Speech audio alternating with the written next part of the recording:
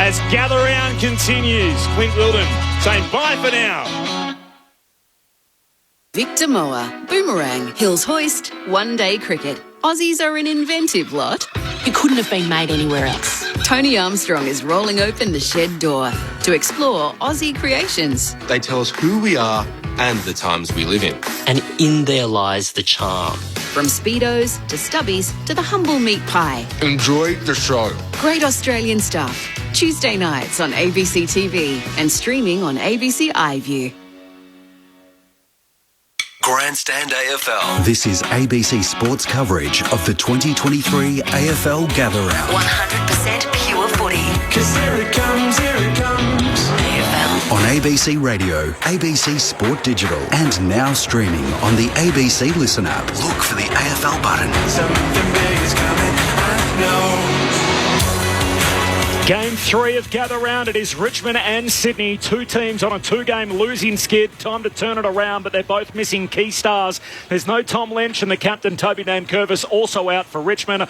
While the Swans are not only missing Lance Franklin, they're missing 6 of the same kind of player. 6 key defenders unavailable for the Sydney Swans tonight. Rewalt and Cochin are both back, 2 name-brand players. Well, we've got a familiar surname for the Swans. It is Corey Warner, the younger brother of Chad Warner, picked 40 in the 2021 draft. He's one of 2 debutants tonight. Will Gould is the other one. He's going to start as the sub for the Swans. He's one of 5 South Australians in their lineup. Meanwhile, for Richmond, Morris Rioli Jr. is the sub for the Tigers. There's no late change, no late drama. Corbin Middlemass and Kelly Underwood to call the footy for you. Mick Moldhouse and Adam Ramanauskas, our Grandstand AFL experts, and Ben Cameron is on the boundary. Just repeating, full-time at Norwood, Fremantle a come-from-behind victory from 23 down to beat the Suns by 10. Into Game 3 we go, the full preview with Rama and Mick. What's ahead of us tonight, gentlemen, the Tigers and the Swans? Well, Rama, a couple of years ago, I watched Richmond play at this ground, and it rained virtually all night. And the way they played was the way they played generally in the wet, and it was just supreme football. They had players that had one touch. Forward line was remarkably open, easy to get the ball in there, and then they finished the side off. I'm not sure now that they've got the same quality players all over the ground that they had in those days. So if it rains, and we expect it will, it may well get down to who's the cleanest with the football, because neither side have really got the forwards that they would want out there. They're injured, and Sydney haven't got the back line to mind that forward line anyway. So we're looking at a shuffling team that will probably have to adjust as the game goes on with Sydney and Richmond. I reckon they've been really disappointing this year. They've looked good at times, but then all of a sudden they go back into a overuse game. They lose possession. They haven't quite got the quality. Jack Rewell, as great as he has been, is not as mercurial in the air. Relies a lot on the ball coming to him, which is very hard to do if you've got a backline player that's prepared to play right on you. Neither side have got their major ruckman. Laddams is quite competitive, but I've gone for Sydney, but I think it's a flip of the coin. Yeah, and I think if we're all expecting the rain to come a little bit later, so doing your work early in this game becomes really important. Getting some sort of score on the board becomes absolutely critical to this. What I'm fascinated about is how Sydney line up in their defensive unit. So I think one of McLean, Amati or McDonald, I don't think it'll be McDonald, will have to play as a key defender. So it'll be out of Amati and McLean who play as key defenders. Who do you reckon? Probably McLean. Yep. I would anticipate. I couldn't imagine. No, I'd anticipate McLean playing because Richmond, what they're doing at the moment, with the Hadnan Curvis playing, they were having one of their ruckmen play forward. Yep. So we spoke David Teague there, Miller, and who was the other one? Rewalt come in. Sampson. Yep. As the 2 ruckmen. So you expect one of those 2 to play as that sort of taller marking target. But they've got to catch the ball. Correct. They absolutely have to. Or this is where I think Sydney have the real problem. If Bolton and Martin are playing one out in the square. If those 2 guys are playing one out, especially without Rampy, that's right. With Rampy would have went to Dustin Martin as he has very, very often in their past meetings and done a reasonable job. The only thing I say with that, Rama, like Sydney had Tony Lockett and so did St Kilda as full forward. Never won a premiership because as many times as it went down there, it should have gone down there probably another 15 to 20%. Yeah. Gave other players around him. I just see that no Martin in the middle.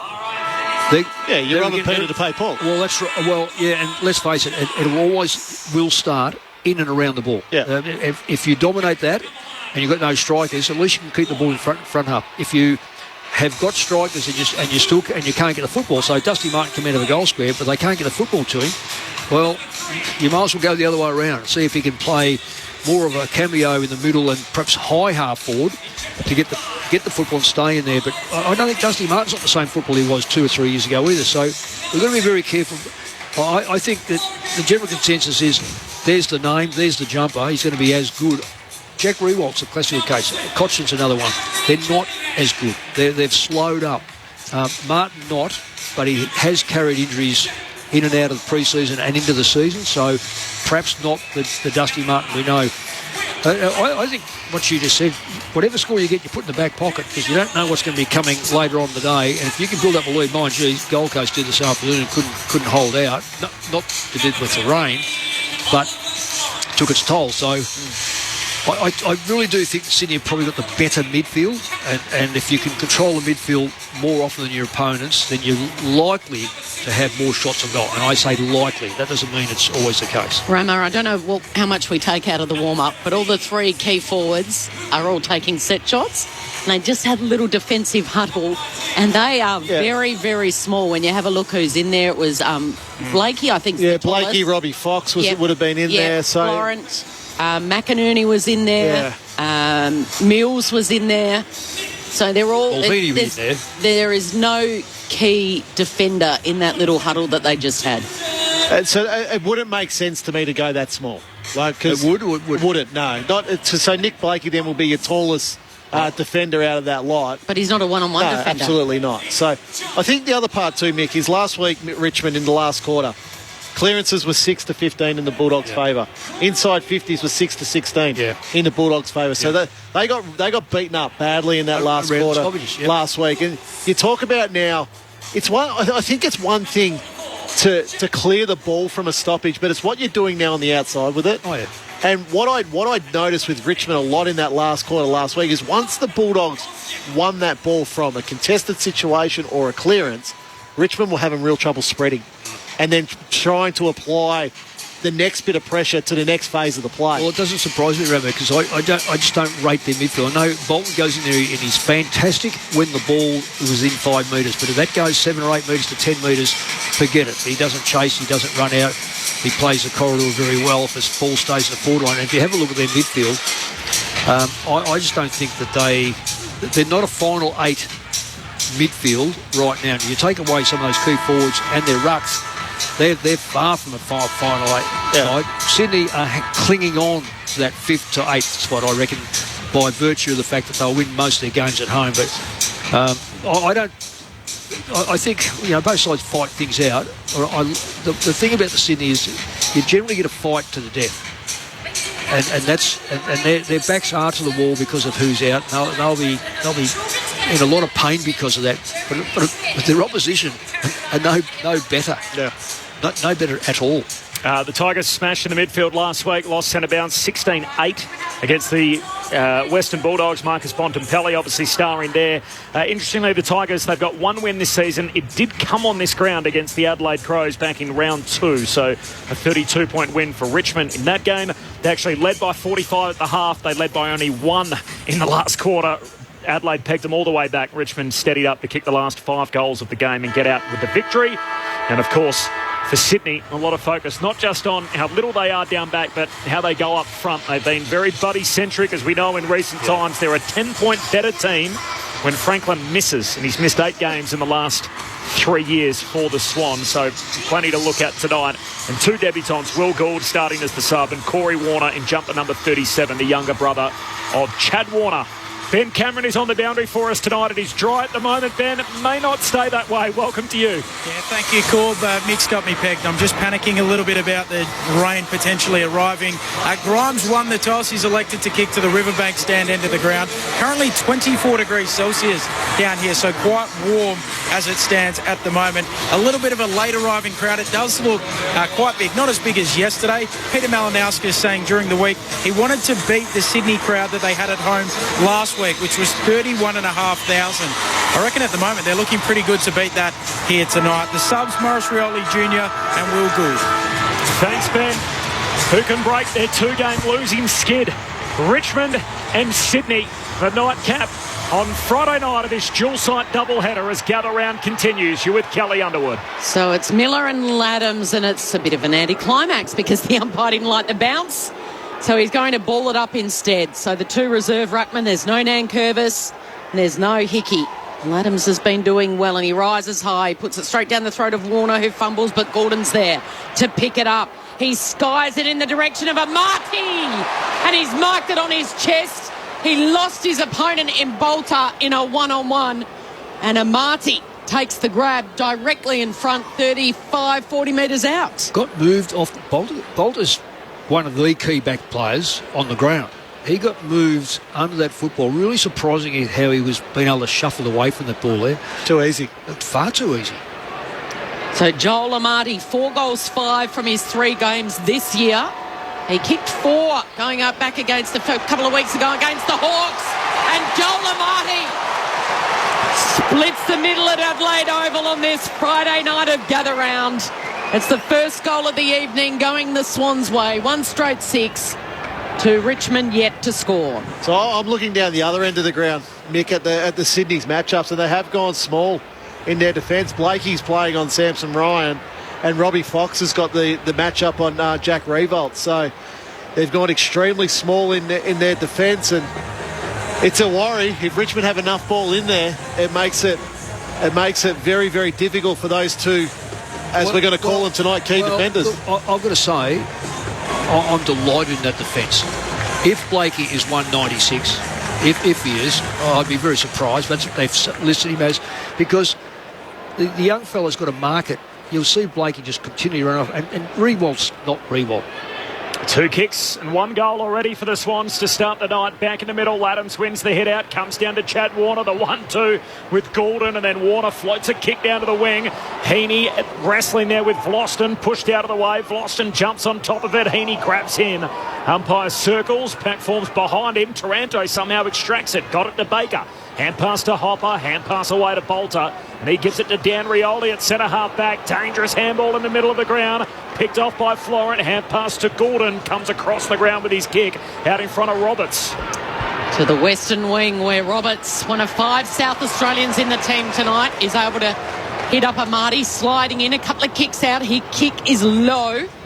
He was looking for Parker, couldn't find Parker, and now the Tigers, quick chain of handballs, should be able to get themselves out of trouble here.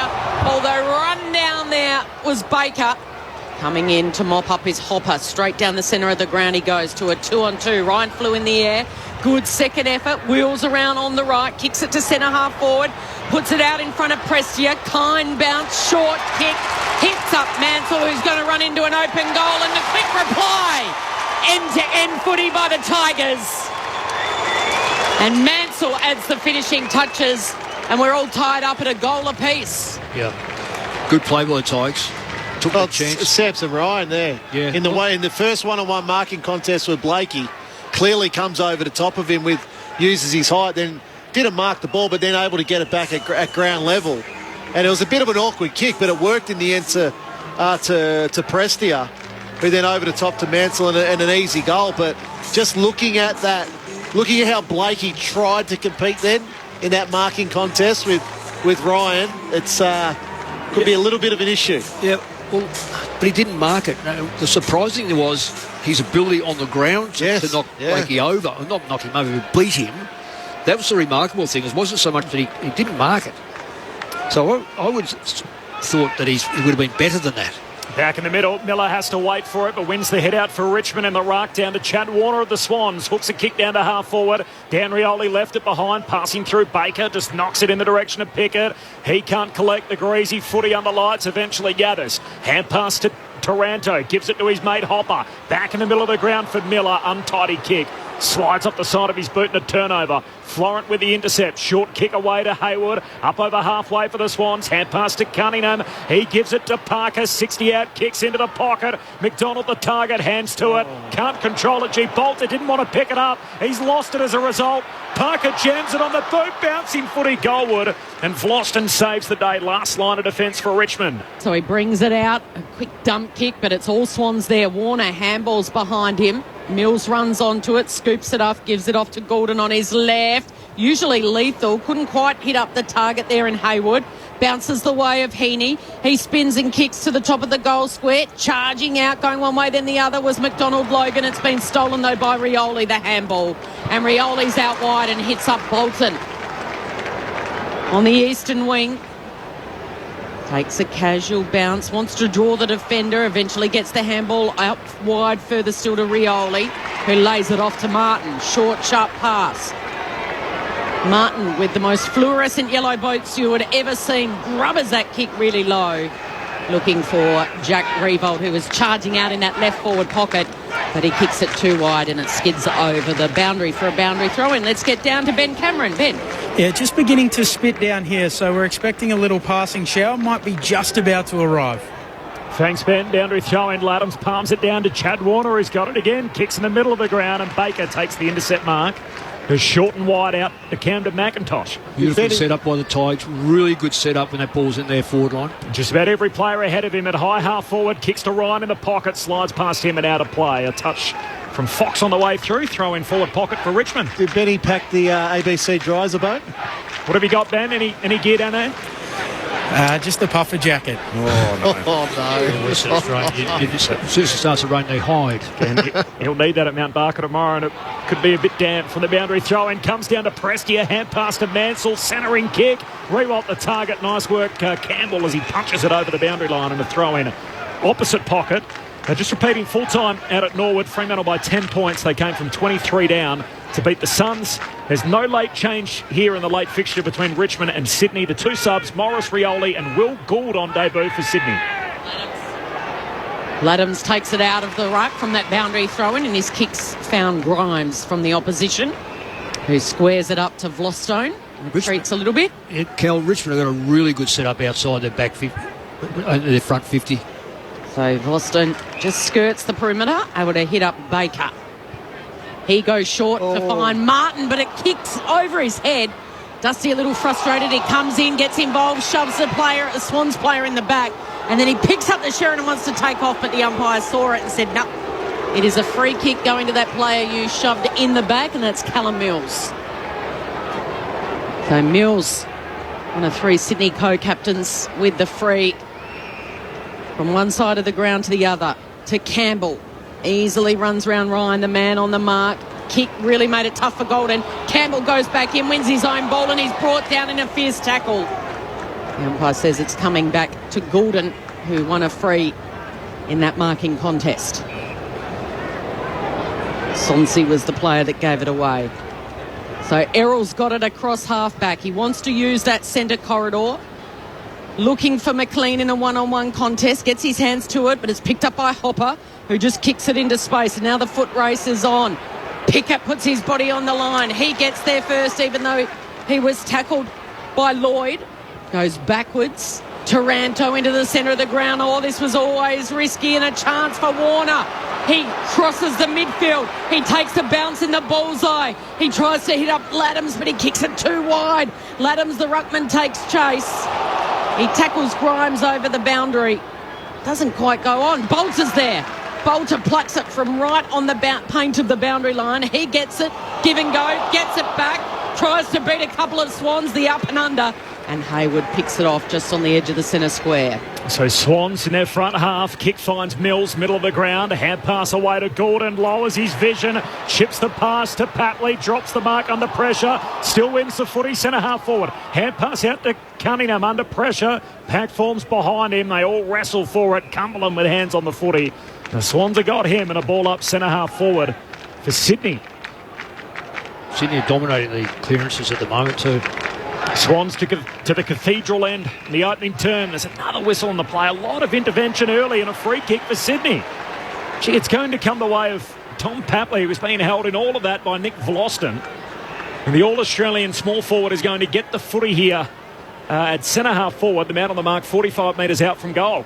Yeah, it's 5-1 clearances, and there's three centre bounce clearances, all to Warner. Chad yeah. Warner. Swans with the first. Richmond answer that. And now Sydney to land their blow as Papley on the set shot, and he tugs it out to the left. Behind, another huge crowd in. All 9 games sold out and gather round for 2 neutral teams at Adelaide Oval. Sydney by a point, 1-1 to 1 straight, 10 minutes in. It's absolutely incredible, this crowd, as the Tigers trying to hit up Martin on the kick in. It's stolen by Lloyd. He goes short. And he's able to find his teammate in Mills, who, backing back with the flight, takes a mark just over his head. Just sitting on their heels, Richmond's defenders there. Ball goes out, kick in. It was over Martin's head, but you didn't see then the defenders react to that. They didn't start to push up, and all then the Sydney forwards were all in front. So Callum Mills right on 50. He takes it off a step. The All-Australian from last year slots it through. He gets used wherever he's needed. Midfield, backline and kicking goals. He's a wonderful leader for the Sydney Swans. And it's 2-1-13. The Swans skip out to a 7-point lead. Richmond 1 straight 6 after 11 minutes of play. If I can just ask Benny downstairs, according to those flags, it appears Richmond have the scoring end. Would that be fair to say, Ben? Yeah, I must admit, Mick, down here at ground level, I'm not feeling too much of a breeze. I can see the flags atop the old scoreboard suggesting that it is coming from the northern end of the ground, favouring the Riverbank stand. Yeah, probably a 2-goal breeze. Well, that's favouring. 2 goals, Ben. Yeah. What don't like 2-goal lead? It just picked up a little bit. I got a gust as I was halfway through my sentence. Okay. Sydney by 7 points. The Swans kicking into it, and as Laddams palms it down to Warner, that's Chad. His brother Corey also playing. Hand pass to Parker. He gives it to Rowbottom all by hand. Rowbottom high kick to centre half forward. Bolter hands to it, spills the mark, falls down to Prestia. Centre half back for Richmond. The 1-2 with Ryan, and then kicks out wide to half back. Wanted Pickett, keeps it in front of Stevens, collects. Sweeping hand pass out to Clark. He's got it on that eastern wing. Short kick to Taranto. Sweeping hand pass forward to Cumberland. Against the boundary line. 55 out low. Trajectory kick. Skids through to McInerney. McInerney has a fumble. Now he's in strife. Tackled by Bolton and a ball up. That should be holding the ball. Yeah. Top of the goal square for the Tigers. He fumbled it. He had his opportunity. He gets tackled. It should be holding the ball. So ball up top of the goal square here for the Tigers, trying to take it out of the ruck, but he couldn't be effective there, was Miller. And the umpire blows his whistle. Yeah, the umpires just didn't read that play well, did they? Remember, you've got ample time. You make the mistake, you pay for it. That's right. Laddams takes it with both hands and then gets the kick away. Oh, and that's favoured Ralph Smith. So Hugo Ralph Smith had to really scuttle on that hurried kick, which didn't get out of the defensive 50 zone, and he's taken a mark directly in front. 45 metres out, Mick. I don't know who his opponent was, and it was Rowbottom that was terrible, though, because he just stood and watched him run on. Well, you've got to be aware, when players are under pressure in that back line, that ball's going to come out haphazard. Be in a position where you're on your toes and can get to it. He just flat-footed. He's paid a penalty here. He'll have to boot it from about 52 metres. Oh, he's kicked it straight into the man on the mark. And that was Heaney.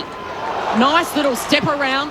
The fend off by Hopper. Couldn't find up Ryan. Here's Cumberland. Flicked the ball behind him. Cochin was taken high with a little hip and shoulder. Blakey with the clearing kick off to Papley. He goes short. Great spoil from behind by Grimes on his opponent, McLean. And now there's a fumble in the centre. It's McInerney. Gets the handball down to Chad Warner. Chad flares it wide and he's got a Swans player who he can release. It's a good mark from Hayward. Never took his eyes off it. He's got it between the wing and half forward. Looks inside the 50. Amati down there. Kicks it a little longer to McDonald. No mark. Race on back to the goal square. McDonald had a fresh air shot. Tried to soccer it through from the top of the goal square and missed it. And Camden McIntosh is able to rush them behind. So Sydney 2-2. Richmond 1 straight. 8-point lead for the Swans. And Vlosten's kick has gone straight down the throat of Hayden McLean. So the Swans have now got it at half forward. Kicking to the northern end. To the Giants scoreboard end. He's just going to pop it up and ask them to run and launch. They do just that. Bolter with the fend off on McDonald. And then the relieving kick out wide. And marking in plenty of space is Clark.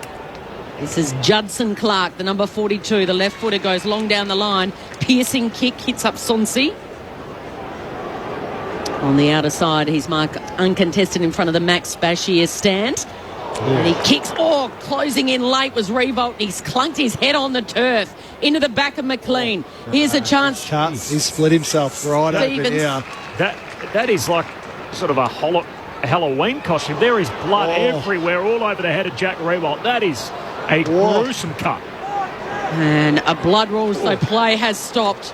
That's like Matthew Knight's back in the day when he was busted open in that scrap with Libba. There is blood everywhere over his face as he comes towards Ben Cameron on the boundary. Ben.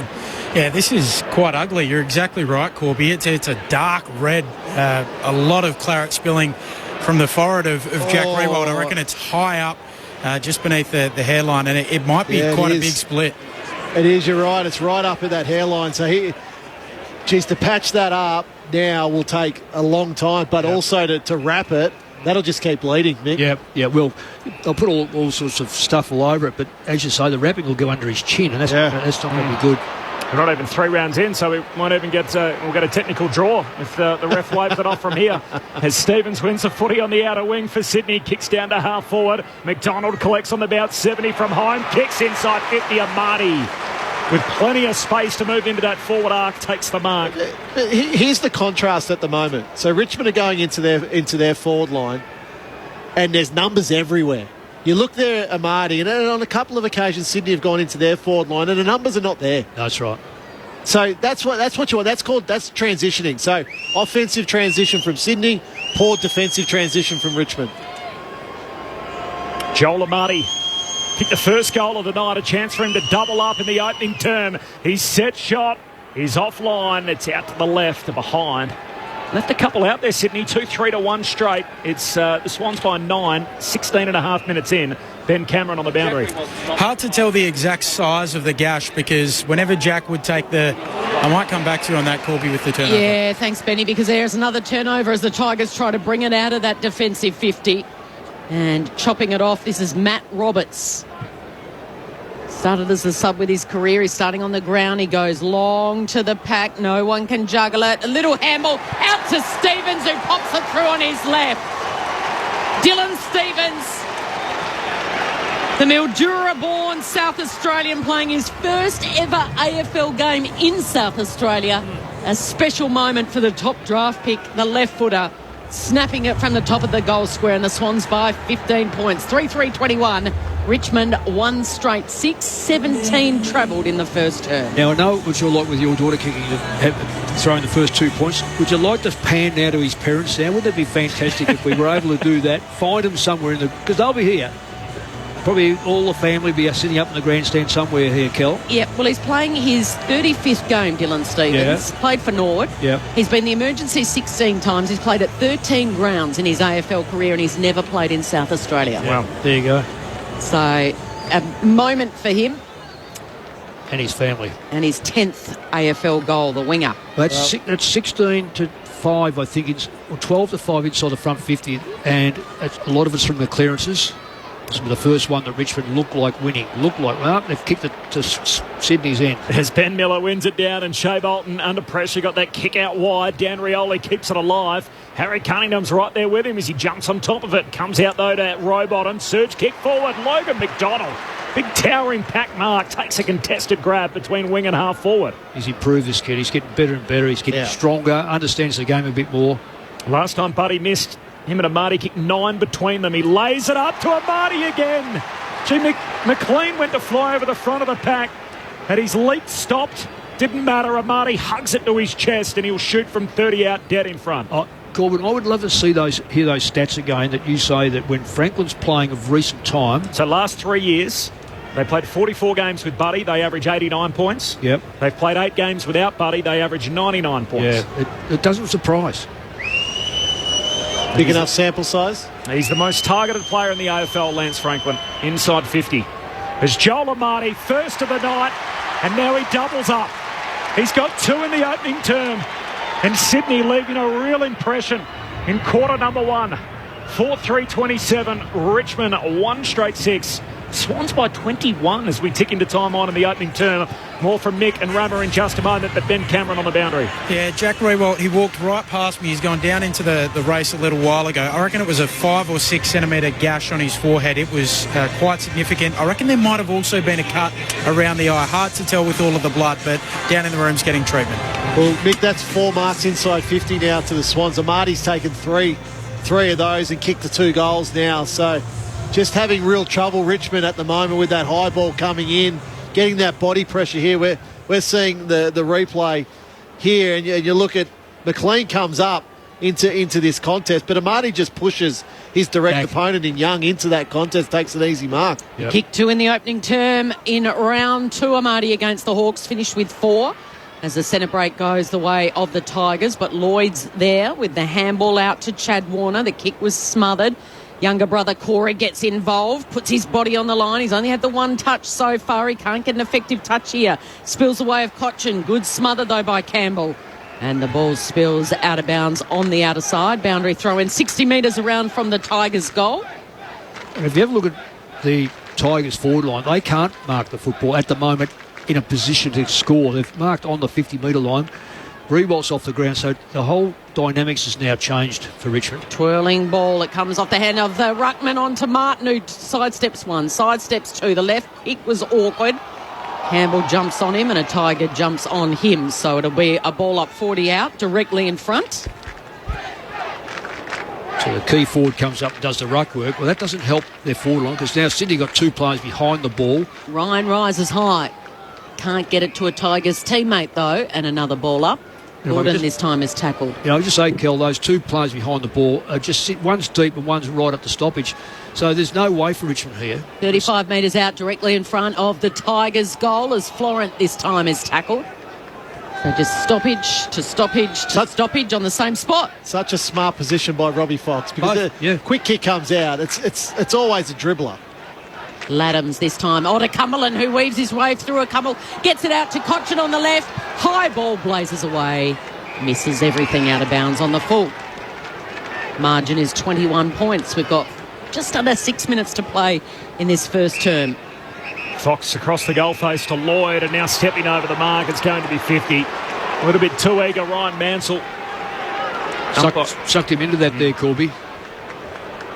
Last time these 2 teams met, thrilling finish. Both teams kicked 100 points. Swans won by 6. That was the kick into the crowd. That was the kick into the crowd by Chad Warner right on the siren. A free kick for Dion Prestia. He didn't get the 50, and so Prestia had a 65-metre shot to try and level the game late.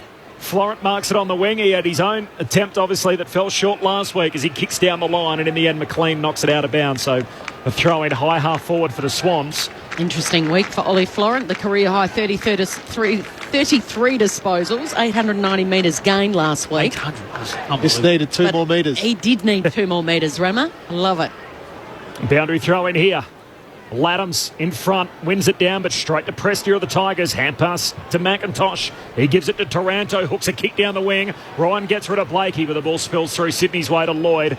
Immediately switches to the opposite back flank, and Robbie Fox takes the mark. 2nd game back after being the sub last week. And he hits up Harry Cunningham, defensive side of the outer wing. Short to Campbell. One of the handful of impressive youngsters for this Sydney Swans team. To Gould and to Warner. All 3 of them have been brilliant and had an impact in their short career.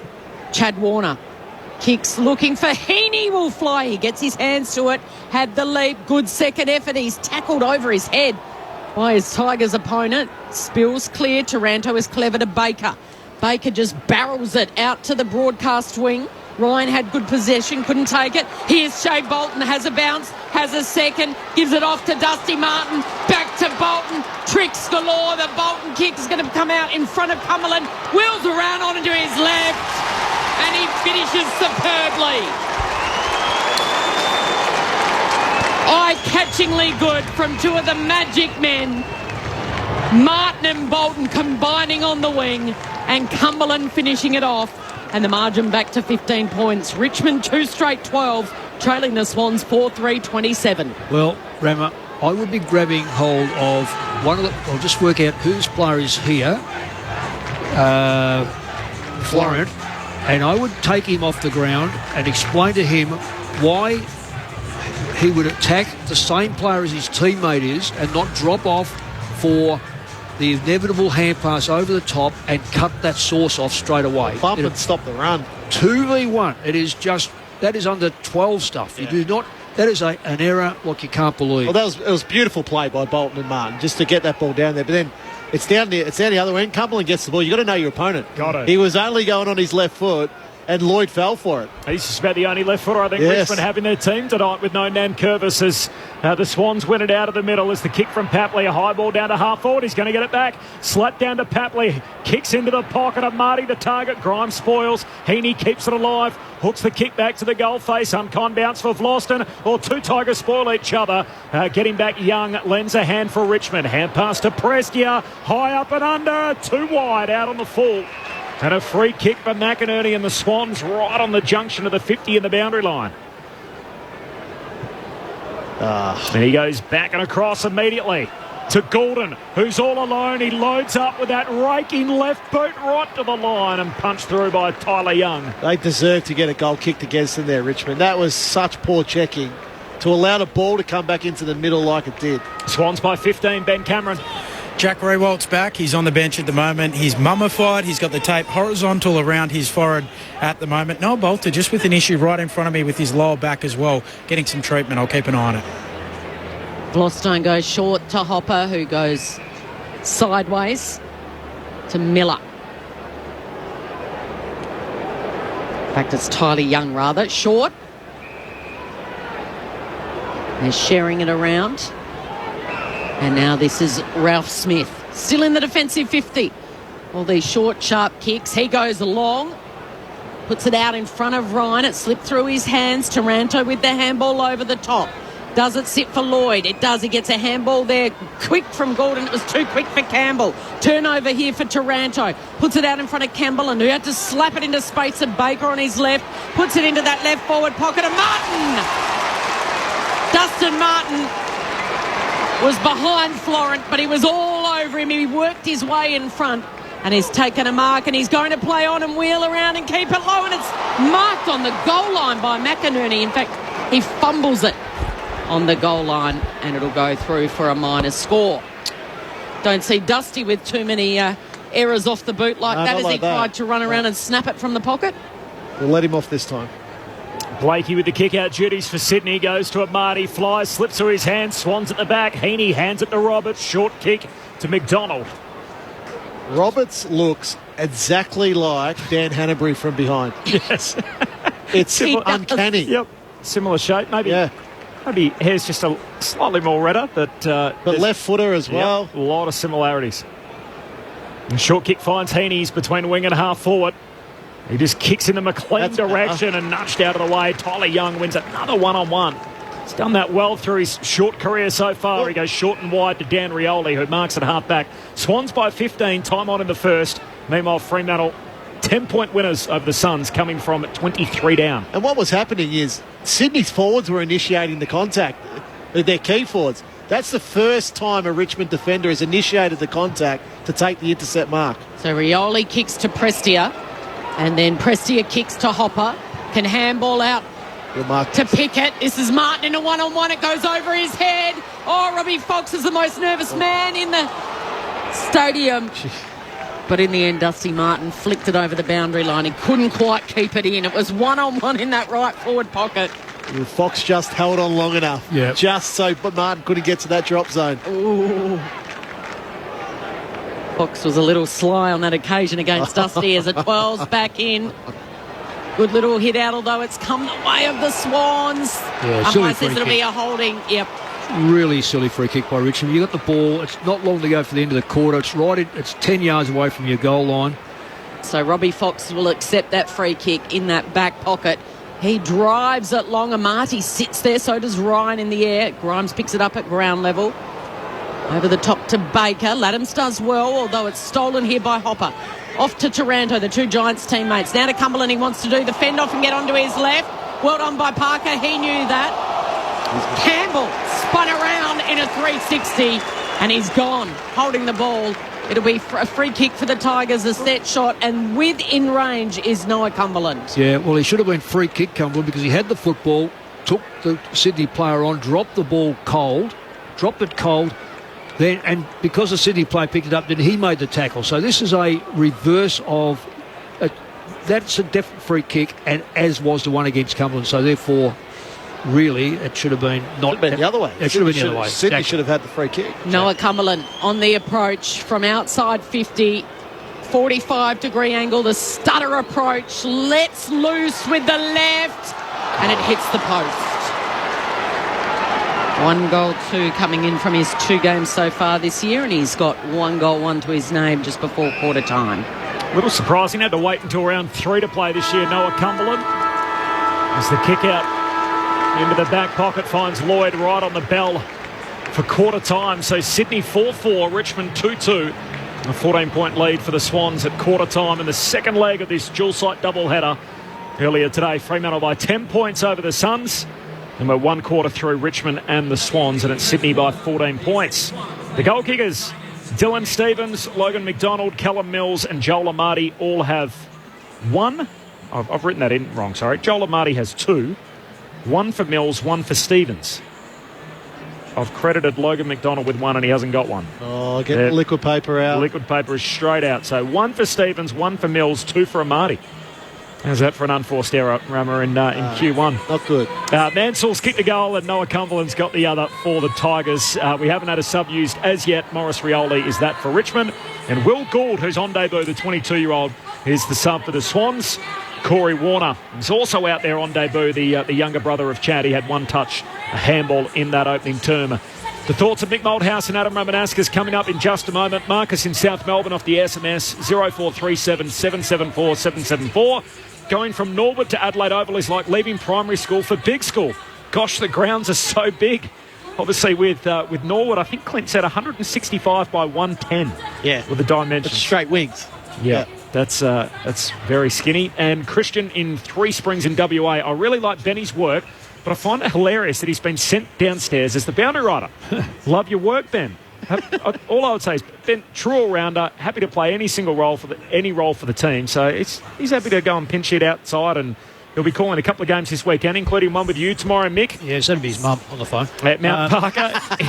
He's also doing 2 with you this weekend, and then the big one on Sunday as well. He'll be calling Collingwood and St Kilda. Yeah, well, he's a chauffeur tomorrow. He'll take us up to Harndorf to get the goodies. Harndorf and get all the goodies. And you tell me there's other little towns up there that are just as good, Kel. Yes.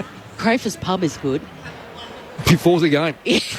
Wow, that's going to be a great call. On the way back, you may have a designated driver as well. He does every role, Ben, for the Grandstand AFL team. Thoughts of Mick and Roma in just a moment. Swans by 14 points on ABC Radio, News Radio, Sport Digital, and we're also now streaming through the ABC Listen app. This is Grandstand AFL. ABC Listen. Rampaging Royce Laven and HG Nelson. I note that some people don't use logbooks anymore. What? Yeah. They don't know cos, sine, cosine, cosine, cotan. They're all great. Lodging on the blind side. Why don't they do it? I don't know. Royal Commission. What happened to the logbook? I loved it. I used to open the love it. Could we get Volandis to drag the logbook kicking and screaming back into our universities? Podcast available now on the ABC Listen app. You're listening to the AFL Gather Round. Grandstand AFL. On radio, ABC Sport Digital. And now streaming every match on the ABC Listen app. He kicked 4 going up back against a couple of weeks ago against the Hawks. And Joel Amati splits the middle at Adelaide Oval on this Friday night of gather round. Puts it out in front of Prestia. Kine bounce, short kick. Hits up Mansell, who's going to run into an open goal. And the quick reply. End-to-end footy by the Tigers. So Callum Mills right on 50. He takes it off a step. The All-Australian from last year slots it through. Roberts started as a sub with his career. He's starting on the ground. He goes long to the pack. No one can juggle it. A little handball out to Stevens, who pops it through on his left. It's Joel Amati, first of the night, and now he doubles up. He's got 2 in the opening term. Gives it off to Dusty Martin. Back to Bolton. Tricks galore. The Bolton kick is going to come out in front of Cumberland. Wheels around onto his left. And he finishes superbly. The 2023 AFL season. On radio, ABC Sport Digital. and now streaming on the ABC Listen app. Sounds there from the opening term. Sydney by 14 points. At quarter time earlier tonight, it was Fremantle by 10 over Gold Coast. Before our experts, Ben Cameron is on the boundary. Ben? Yeah, I did notice just at quarter time, I mentioned Noah Bolter getting some treatment on his back. I could tell that he was slightly concerned with the way he was talking to the physios. I spent the entire quarter time break down in the rooms. So it's clearly more than just a little niggle as it stands at the moment. So Noah Bolter? Yeah, he's just returned back out now at the very end of the quarter break. But there's clearly an issue with his lower back. He looks ginger. We're watching him run out now. Ben Rutten's gone over to him to try and get something out of him, but he looks very, very ginger running to the huddle. That's a good pick-up. What did you make of the quarter, Rama and Mick? I think, Mick, the first thing that I know was Sydney's dominance early around the clearance. Stoppages, yeah.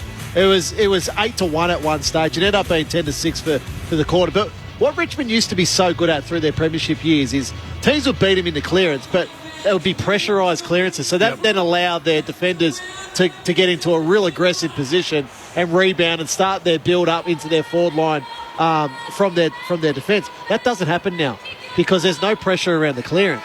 So they need to tidy that area up. The other part is marks inside 50 to Sydney, I thought were telling, particularly through the middle of that quarter. And then inside 50, 17 to 12 in Sydney's favour. So it feels like the game's on Sydney's terms at the moment. But Richmond just slightly fought their way back into that last part. And it was through the brilliance of Martin and Bolton. Yeah. Let's look at Hopper and Taranto. Their stats, 12 and 10. They're the leading possession getters. So they've been really good picks for them. But just about to say, but they've had absolutely no clearances. And if you're going to play in the middle, you either restrict, hold up, force another ball up. Do not, under any circumstances, be dominated in the centre. Centre square work is 6-6-6. It does not give your chance. It doesn't give your team a chance. You know, I'm absolutely amazed where wingers. Surely wingers don't have to stand on the wing. It drives me crazy. I don't know why they don't stand right on the corner so they can get in behind the play and have an offensive winger and have a defensive winger. So force some protection. Yeah, exactly. Swans by 14 points, 4-4 to 2-2. Second term underway as Laddams wins the hit out down to Chad Warner. Hand pass a turnover to Miller. He gives it to Prestia. Takes it out the centre square for Richmond. Kicks to the hot spot. Mills goes to spoil. Skids off his knuckles. Top of the goal square for Richmond. Darting back. Martin somehow got boot to ball. Keeps it alive. It won't go through for a score and Fox mops it up. Hand pass to Campbell. Gives it to Blakey. Great kick. Hits up Laddams who marks it left half back for the Swans. So Jack Revolt back on the ground. He's got the big bandage around his head. Good spoil from Ralph Smith charging. It was the kick from Laddams, went out wide. And Ralph Smith knuckled it over the boundary. Killed it, so it'll be a boundary throw in. That's the most blood I think we've seen from a cut on the footy field for a long time. I just wonder if it's the rugby league, they put the staples in. Yeah, straight away. Spinning back into play. It was Miller off hands, and now the Swans go. This is Florent with a bounce. And Amati's done his hamstring. Trying to pursue him. Cochin takes off. Florent says, I'm going to go all the way and make up for last week. Yeah. Misses. A big one too. He's at centre forward, Mick, and he can barely move, Amati, so that's a hamstring for sure there. So he ran out on the lead, and Florent just saw he was injured and had to keep running past him at centre half forward and went for home. And Amati is in all sorts of pain. He's clutching at that left hamstring, Yeah, he can't walking move. off the field. Meanwhile, comes back into play. Prestia runs onto it on the outer wing. Kicks towards Martin. It's a bouncing ball. Sits nicely for him. Pursuing him is Mills. He zigs one way and then zags the other and then opts to kick it back to McIntosh, who brings it back on the wing where Prestia's got it. Short kick. Just makes its way to Miller. Miller loads up and goes long in the pocket. Revolts the target. Working his way in front is Blakey. Outmarks the mummified Jack Revolt, as Benny Cameron called him. He's got the big strapping around his head, Jack Revolt. Well, that's going to change the Sydney dynamics again, which this game is full of those players, key players just unavailable. Blakey tried to hit up Laddams, didn't complete the mark. Hopper puts it down to half forward, slips straight through Shea Bolton's hands. No mark. He's back onto it, but Mills away towards Blakey. Hand pass to Campbell. Hurried kick down the wing. Plenty of carry on the kick and over the intended target. Grimes takes the intercept mark. So Amati, suspected hamstring. Long injury list already for both teams. A huge storyline coming into the evening. As the kick goes out wide to Young, he pokes the pass down the wing as Gordon looks to spoil. Got a hand on it, still makes its way to Taranto. Richmond work it up to high half forward. Hand pass to McIntosh, kicks for a revolt. Rides the contact from Blakey, no mark. Spills out to Laddams. Oh, he fumbles the footy to Sydney big man. Back into the park to McIntosh. Still at half forward. Hand pass to Miller, gives it to Hopper, turns it over. Kicks it straight to Blakey, marks it half back for the Swans. Blakey moves it quickly to Chad Warner, who goes short and low, and working his way down there is McDonald. Got it on the wing, wants to bring it back inboard to Lloyd. Lloyd into the centre he goes, the centre circle where Rowbottom's got it. Haven't said his name too much tonight. Off to Blakey on the left, pokes it out in front of Heaney, and the leap, and he takes it at his highest point at true centre half forward, Isaac Heaney. Yeah, great call, Colin. A great mark. That's a very hard ball to mark, is when you get caught under it, you're not quite sure. He doesn't want to kick it because his goal accuracy is at 36% this year. So instead, he went short and wider still to Jake Lloyd, who's put the hand up and said, I'm going for home. From outside 50, the 29-year-old runs around the man on the mark, goes all the way. Jake Lloyd from the Horsham Demons salutes at Adelaide Oval. Oh, hang on. There's going to be a little conference here between the... It's a goal. Well, let me say, Kel, there was a lot of damage done on the line by Sydney players to get rid of a couple of Richmond players. And it's almost legal in the goal square. You can almost you can murder someone in the goal square and get away with it. Yeah. Well, Ralph Smith, the ones that launched, he hasn't got his fingers anywhere near it. Well, Dylan Grimes is there. Look at that. Well. Look at that there, and he's getting pushed underneath. What about the replay of the mullet of Hugo Ralph Smith flowing in the wind? Well, there's Just about got the mullet as part of the Sharon. It hit the post. It's hit the post. It has too. Oh, it's actually hit the padding. Oh, that padding. Right The padding's not even. The padding's not tied up properly. Oh, that padding. No, it's, you see for the listeners, the padding at the top, the wraparound at the top of the padding had come unglued and come so loose. it's a Velcro that it should be. Yeah, so it's probably hanging into the game by four inches, the old 4 inches, and that's all it took to touch the ball. And it's denied Jake Lloyd his second goal of the season, so the margin is 15. We'll talk about that, I'm sure, more a little later in the game as Ralph Smith on the exiting kick out kicks it straight to Florent. Swans keep it in their front half. So that's a different interpretation as to what would happen if it was the flags, for example, behind the goals, as Florent kicks in the McLean direction, had a fair piece of it, no mark. And in the end, his teammate Heaney's taken the ground, a ball up 20 out from the Sydney goal. That should have been a mark. You would have thought so. There's a lot of dissent down there that's been ignored. Sydney by 15. We haven't had a goal as yet in this second quarter. From the boundary throw-in. Comes down to Laddams, threw his boot at it, high up and under. Cunningham's got it. He's trying to take 3 Tigers with him. Eventually lost it. Squeezing a kick out. It's popped through by McDonald. I don't even know how it got to Logan McDonald, but somehow he picked it up and through traffic, pops it through. Sydney 5-5-35. Richmond 2-2-14. 6 minutes into the second term. Swans by 21. Ben Cameron on the boundary. Yeah, Joel Amati has gone down the race and into the rooms. He was holding quite high up on his hamstring, which is generally not a very good sign. Will Gould has taken off the warm-up top. He's running onto the ground right now. He's getting a few cheers. So from Lucendale by way of Glenelg, he's about to see his first action in AFL footy. Yep, one of 5 South Australians playing tonight. Stevens, Gould, Hayward, Laddams and Roberts all playing for the Sydney Swans. I love that by Harry Cunningham. He took the ball, he kept his feet in that contest to force it out. Yep. And that's how Logan McDonald kicks that goal. If Harry Cunningham accepts the tackle and goes to ground, Logan McDonald does not kick that goal. Perfect bounce in the centre. Laddams flicks it out. Prestia picks it up. He's tackled by Warner. And then McInerney can't break clear of the Pickett tackle. So that's on the Tigers, Mick. They're going to be stronger in that tackle. They're going to take the player down. Yeah, and that's the whole thing about this, you know, to throw someone on the ground or to tape them down. You've got to take them down out of the play. So the hurried kick from Stevens out of the centre. McLean and Bolter go at it. It's tapped down to Pickett. Handball was a bit hot for Prestia. It's Fumble City in there at the moment. Taranto goes backwards. Oh, to Bolter. Outside of the boot. The look-away kick. It came off to Ryan. I think he might have meant that. Rammer didn't like it. Out wide McIntosh. Stevens with the spoil. Spills the way of Ralph Smith. He takes off in front of Campbell and his kick is beautiful and hits up Dusty, who's playing on Parker down in that forward 50. But he's got it outside 50. Right, just a step in from the boundary. He's going to poke it into space, ask them to run and jump. Revolt was there waiting at the back. Mills picks it up.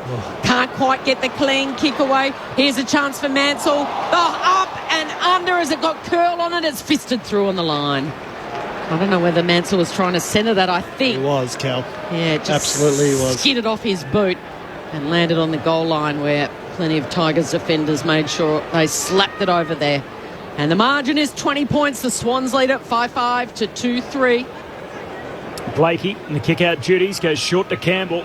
Mentioned Mansell, that last score. Kicked the goal in the first quarter. He's really the only one with Jack Graham missing with some kind of South Australian link. He played for Woodville West Torrens after making the switch, of course, from Tasmania.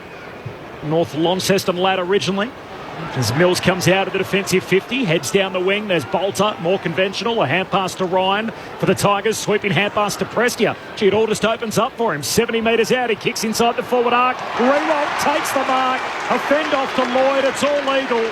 And Jack Rewalt, with a bandage around his bonds, can shoot from 20 out, dead in front. Yeah, that's a fair result, that, because two men, one clearly stronger than the other. You can't penalise strength, and held his ground, pushed the Sydney player away from the ball, only marginally, just enough to get his hands clear.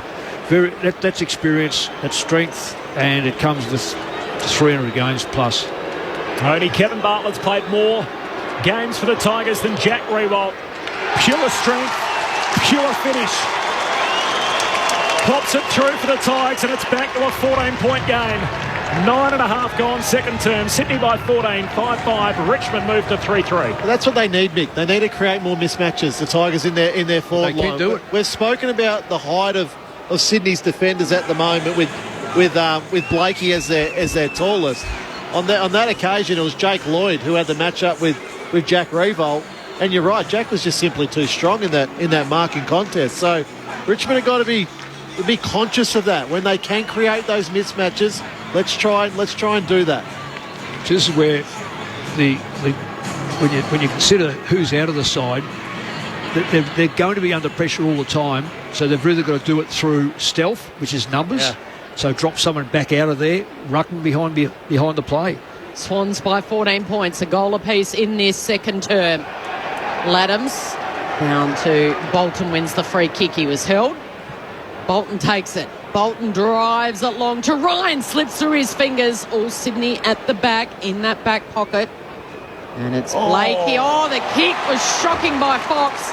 Picked off by Mansell. He goes short to Taranto. And Taranto with a 45-degree angle, only 30 metres out, saying, thank you very much. I want to gobble this one up. Well, that was a mistake. But we didn't have a chance to talk about the one coming out of play by Mills, 2 minutes before that. They're taking too many chances, those short kicks. When you've got company near you, you've got to go the longer option. A little inaccurate so far in the yellow and black. 1-4 in his 4 games. Not much of an angle, but he's got a problem with his accuracy, Tim Taranto. And that was a real misfire off that right boot. To the northern end, it's the Swans by 13 points. 11 gone in this second term.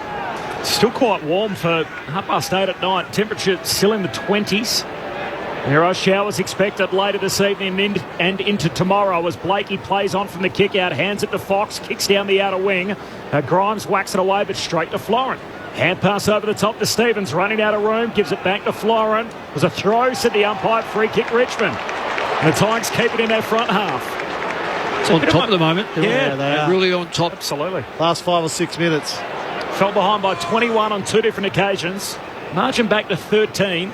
Sydney led for the majority of the night. Richmond with a bit of momentum. The kick down to half forward. Rewalt flies in the pack. Spills out the back to Mansell. He and Heaney wrestle for it. Heaney grabs it. Sonzi on him. Sonzi took him illegally.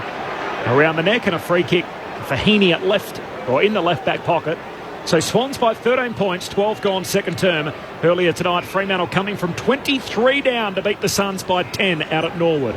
It's 9-3 inside front 52, which is it's just complete reversal of the first quarter. Heaney to Mills looking for Hayward in a little one-hander.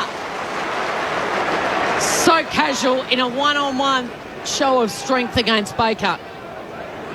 This is where they're breaking down, Rammer. They just can't move the ball to anyone.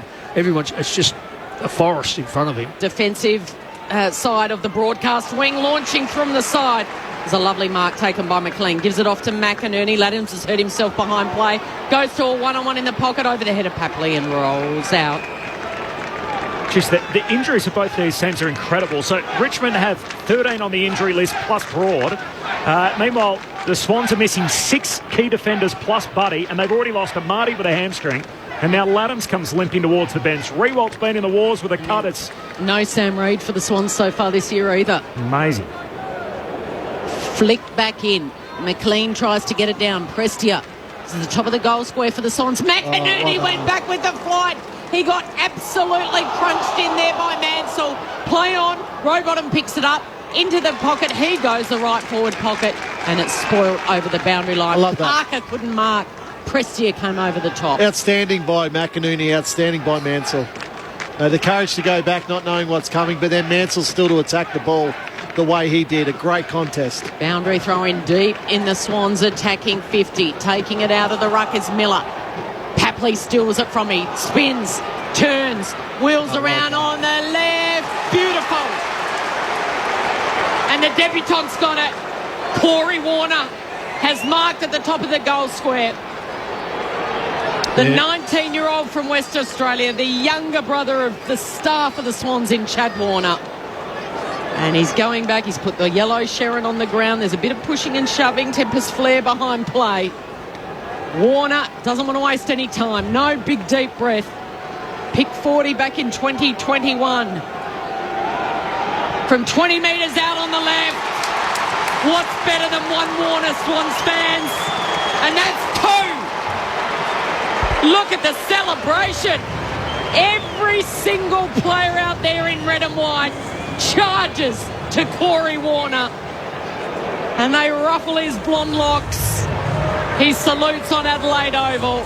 And the proudest man out there at the moment would be Big Bro Chad. Do you remember your first goal in VFL football, Mick? No, I don't actually.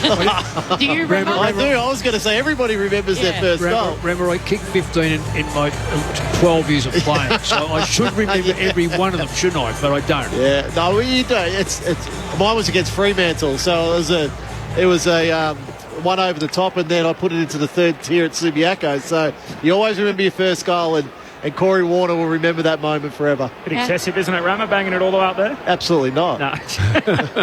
I needed to make it known it was my first goal. I could have done a liggy and missed it from the goal square. Yes. Corey Warner, pick 40 back in 2021. The 19-year-old extended out for a couple of years at the end of last season. Out of the middle, Richmond win it as Cochin hand-pass to Shea Bolton. He's then dumped after give the handball. Giving the handball, so he's going to give one around the back to Shea Bolton as Richmond take the free kick by hand. Swings it out wide to Baker. You just feel like, Mick, Richmond right now are a team, they've got to keep the ball in motion. Once they slow it down, That's it's got to be 50. He fell over. Baker short kicked to Cochin. Got the pressure from Corey Warner, who just kicked the goal. And then Cochin hit the deck. The umpire bought what he sold, and now Trent Cotchin's going to be walked within 20 metres of the goal line. And Corbin, say it, he barely touched him. That's the experience of feeling a push, keeping your legs together. Don't try to stand up and fall over. And the umpire's fallen for it.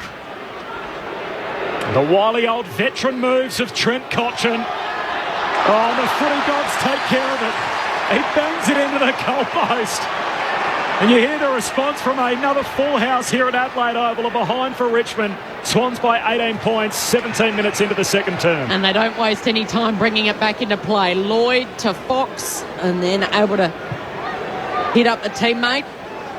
This is Gould, the debutant, wide to Campbell. And they work it from one way to the other. McInerney goes down the line. Chad Warner now with a couple of bounces, and he's able to hit up Papley on a long lead. Grimes the man on the mark. Papley turns, looks, drives for Heaney. Chopping there into the hole, filling into the hole was Bolter, well played over the boundary line. Free kick against a frustrated Heaney, who's a little out of sorts to start this season, Isaac Heaney. Yeah, he's not making the same impact. It's interesting at the moment because Sydney have to move the ball quickly because they can't mark the ball, or haven't been able to in the second quarter. So they've got to move the ball quickly into that forward line, see if they can catch one-on-ones.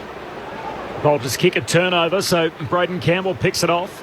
Shares it with Fox. He goes back with the pass to Mills, and Mills just chips it to Lloyd, who's in the middle of the ground. He's going to hand it back to Mills. He'll come out broadcast side, the western side of the ground to Roberts. He played the first 3 games of the year as the sub. He gets a start tonight. Hand pass to Gould on debut. Long right-footed kick into the pocket as Young and McDonald led for the footy. They collided. Logan McDonald lost his boot. The ball goes out of play on the full, so a free kick for Richmond in the left-back pocket. Ben Cameron on the boundary. Gather Round is drawing a big crowd. We know that. Some people that I've seen in the crowd, Pat Cummins, the Australian Test captain, the former Australian Test captain, Tim Payne, and Nathan Lyon, the former curator here at the Adelaide Oval, may be concerned about the traffic on the surface this week. So Bolter goes long, looking for Revolt on the wing. This is Gould getting involved. Hamble went straight to Cochin. Gave it to Taranto over the head of Bolton. He missed it. Revolt follows up with a tackle on Rowbottom. A fierce one at that, and the ball will be going nowhere. Darren Lehman was here last night in the Adelaide Crows rooms after.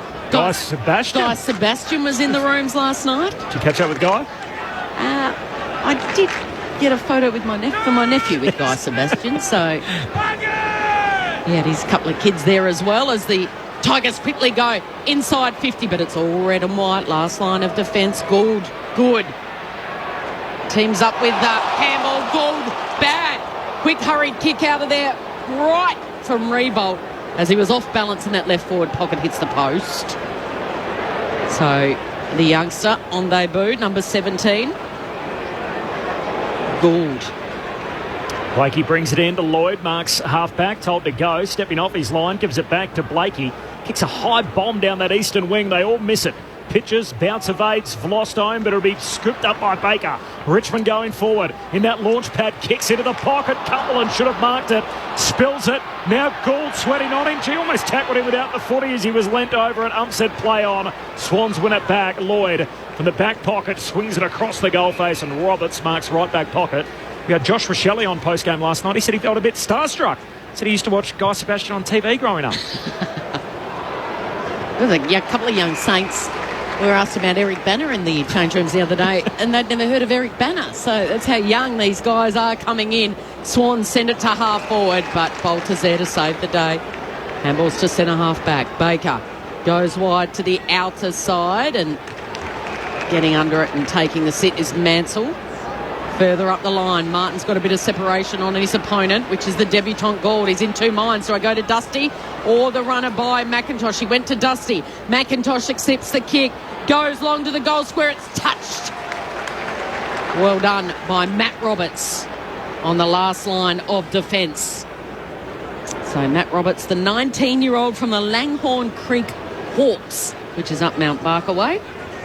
Came through, played South Adelaide in the SANFL alongside Jason Horn-Francis, another left footer for the Swans. Lloyd brings the footy back into play, finds Blakey at half-back. 16 points, the Swans lead, time on in the second. Funny thing is that Guy Sebastian on TV when we were young was Australian Idol. The one Rochelle remembers is probably when he was a judge on one of the singing shows rather than actually being a contestant himself. It's the short kick down the wing, finds Braden Campbell for Sydney, pumps the ball up into the front half. No mark for Laddams. Flostone wins it for Richmond. Hand pass away to Hopper. And he retreats back with the kick to Bolter.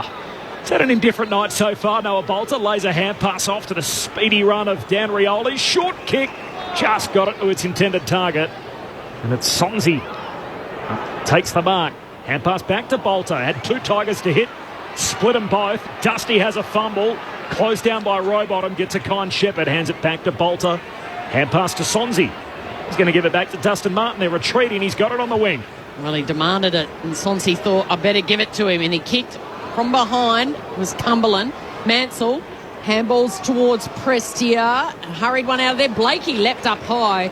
Quick chain of handballs from the Swans defenders, and this is Fox, dashes away and is able to hit up Hayward at half-back. So 5 minutes to play before half-time.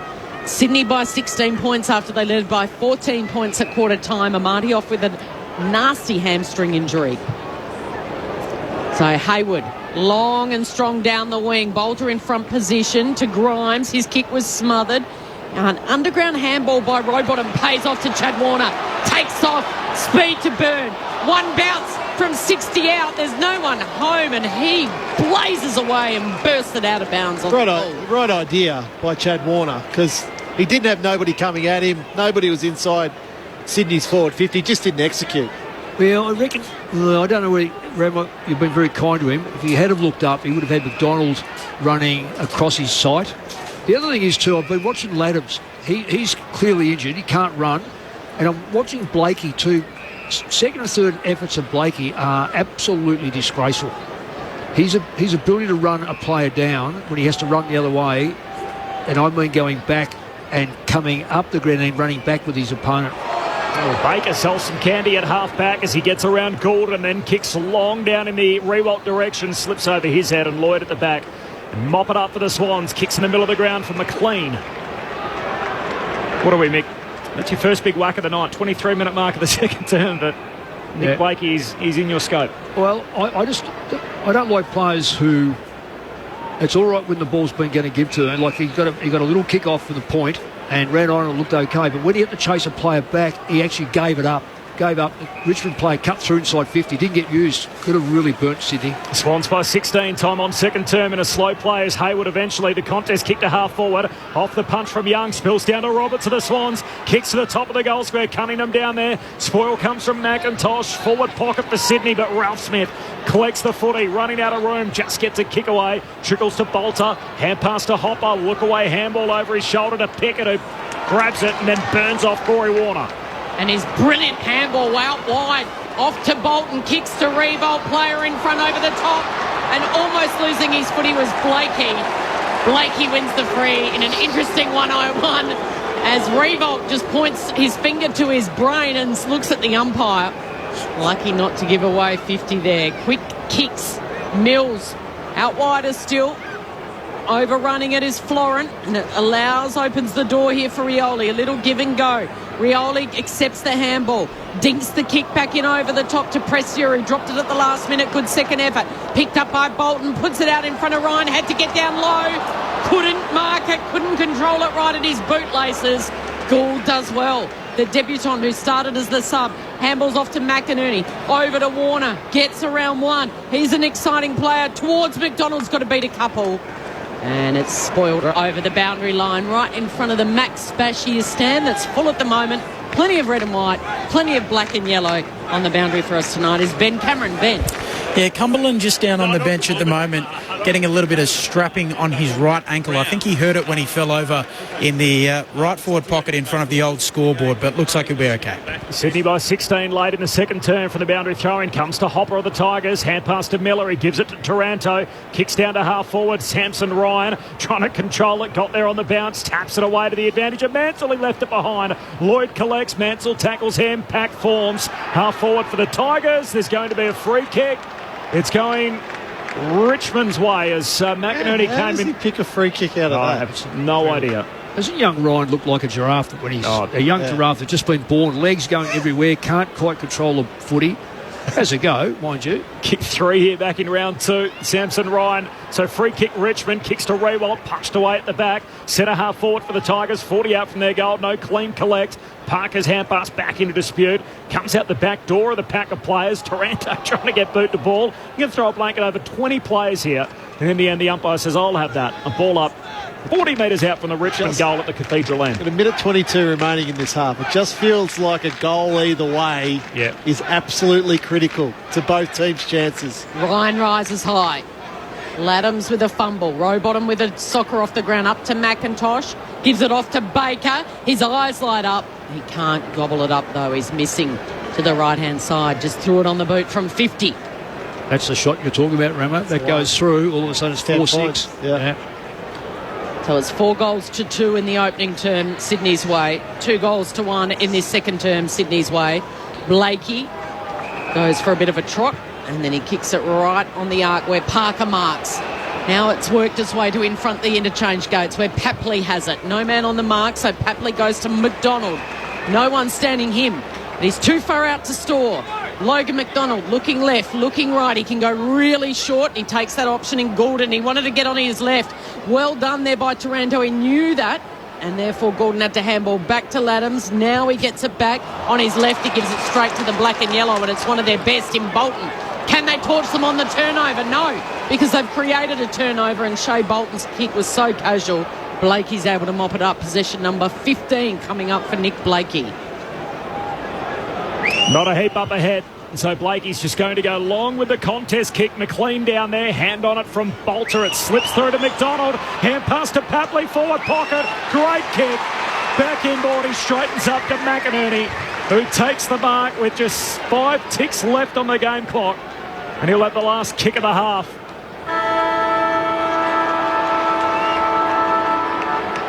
Just that Shea Bolton kick. Oh, shocker. Just lazy one-step kicking. You know, D'Ambrioli's out, and he just kicks it straight to Nick Blakey. It should be Richmond down the other end of the ground here. So Justin McInerney skips in to leave their imprint on this first half. He points it through. Every Sydney player rushes to him. And for the third time tonight, the Swans have it out to an equal game high. Sydney by 21. Half-time at Adelaide Oval, game 3 of gather round. 7-5-47 the Swans, Richmond 3-8-26. Both teams coming in with a heavy injury list. No Franklin and 6 key backs missing for the Sydney Swans. Both McCartan's out. No Rampy, no Reid, no Melican, no Francis. Heavily depleted all in one area. And Joel Amati did his hamstring in that second quarter, so he's already been subbed out of the game. While for Richmond, they've got 14 unavailable, 13 injured, and Broad suspended. So heaps of guys unavailable, including their captain Nan Curvis and Tom Lynch, their key forward. And despite all that, we've had some entertaining footy for the Stars that are out there. 7-5 to 3-8. The goal kickers to half-time. Joel Amati has 2. He kicked it both in the first quarter before he did his hammy. Singles for Stevens, McDonald, Mills, McInerney, and Corey Warner on debut. Meanwhile, for Richmond, 1 each for Mansell, Cumberland and Rewalt. At half-time, it's the Swans by 21. And I mentioned Nick Blakey. He had his 15th disposal then just a few moments ago. That was for the term, so he's got 18 all up, even though he's copped a blast from Mick Malthouse as well. Chad Warner with 16 and Hopper 18, Bolter 15 and Baker with 15, Taranto with 15 as well. Just here we go, Kel. Just here we go. How many points have Richmond kicked? 6. So there's 6 kick-ins. So six of those are kick-ins. See, they should never count those. No. Yeah. And for one reason or another, they're allowed to run more than 15 metres, Rammer. Yeah, I know. Just repeating, full-time in the earlier game out at Norwood as well. From 23 points down, Fremantle have come back in the last quarter to beat the Suns by 10. So full-time Fremantle by 10 points to win the second game of the weekend, a Friday night doubleheader, and then 3 matches on Saturday and Sunday as this festival of footy in SA continues. You mentioned the behinds.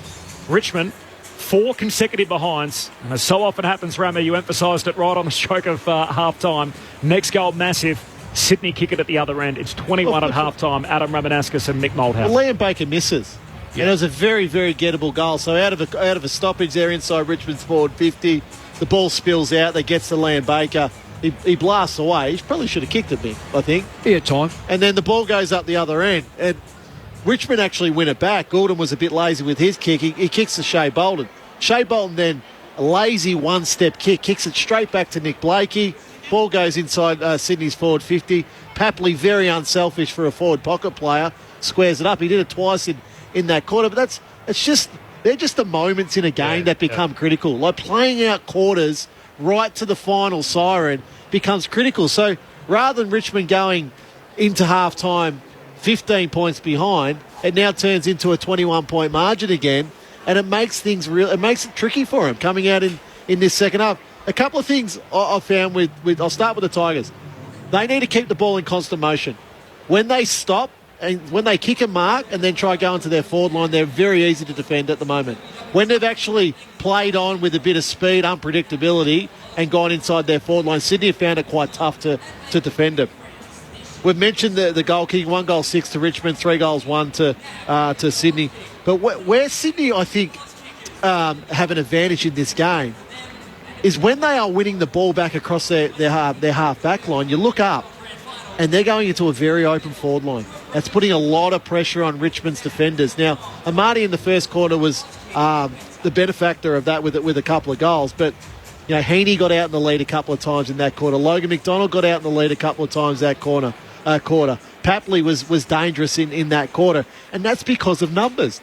Richmond turning the ball over with poor kicking, going inside their forward 50 or a shallow entry inside their forward 50. The ball goes back the other way and Sydney be able to capitalise.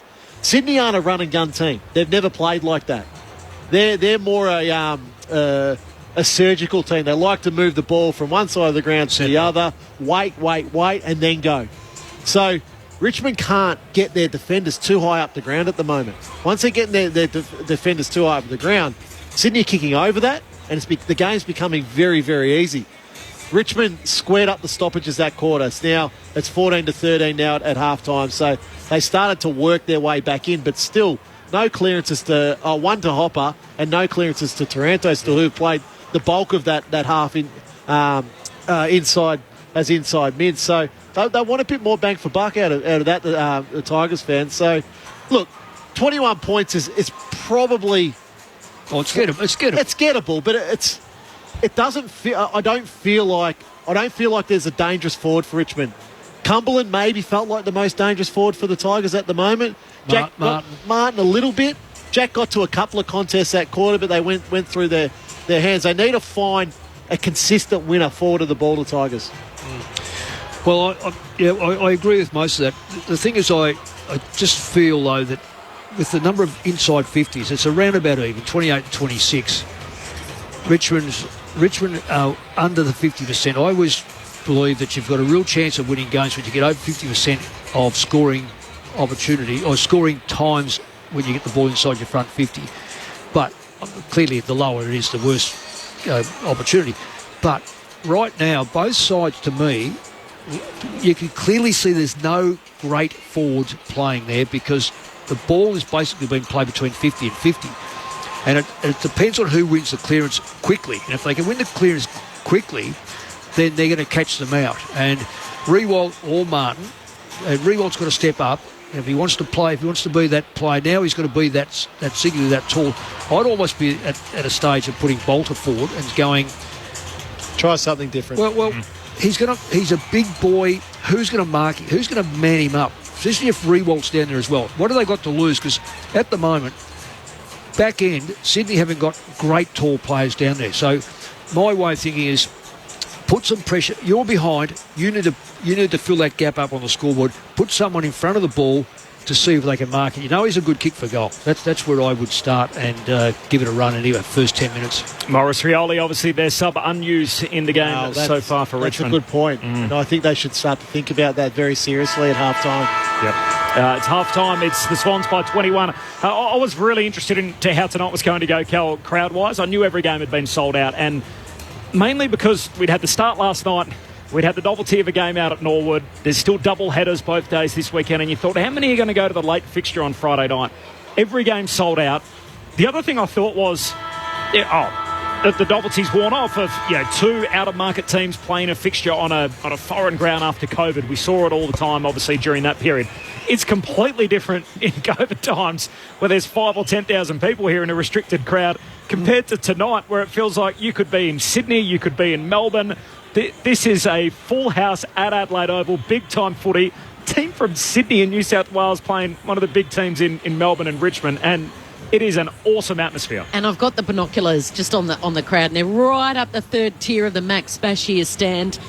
And I can see Tigers Guernseys, I can see Swans Guernseys, I can see Crows Guernseys, I can see a kid wearing a Brisbane Lions beanie. Someone's walking past with a Bulldogs scarf. What else can I say? The Gold Coast Sun scarf is there. So these are just...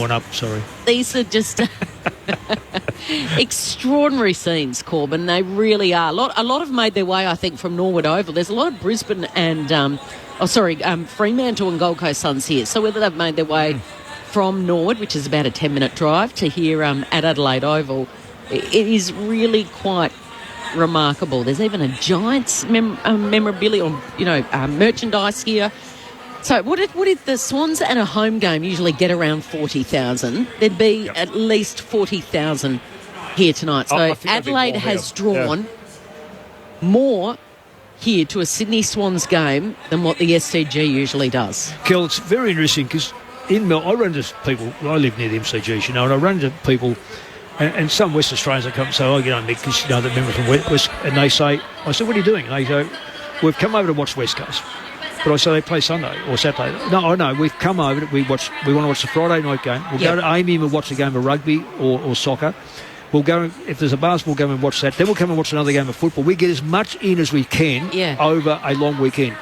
What's happened here? That's been multiplied by a few thousand. Who just want to be part of the atmosphere. And I'm absolutely staggered walking through town, the number of people who are just that proud to wear their colours. There's no fighting. No. It's well, I mean, 30 years ago, South Victorians wouldn't have been happy to come here. They'd be going, we remember the rivalries? Oh, yeah. I mean, what year did you start playing? What year did you debut? 1897. Okay. If in 1897... my second game I played in 1972. So if someone said to you in 1972, there will be a game at the Adelaide Oval one day between a team in Sydney and Richmond, your team, and it will draw nearly 50,000 people, you would never have believed it. Well, there was lucky 50,000 people living around Melbourne at that time, so there you go. It's amazing. It is. It's outstanding. Yeah. Tremendous concept and so well supported here in South Australia. We're only 3 games in. We've got double headers at this ground to come on Saturday and Sunday, plus a game out at Mount Barker and, of course, one back at Norwood on Sunday. Half-time here in Game 3, Sydney by 21 points at half-time. Your thoughts on the SMS in just a moment, 0437 774 774. Second half around the corner. But before all of that, the latest from the ABC Newsroom.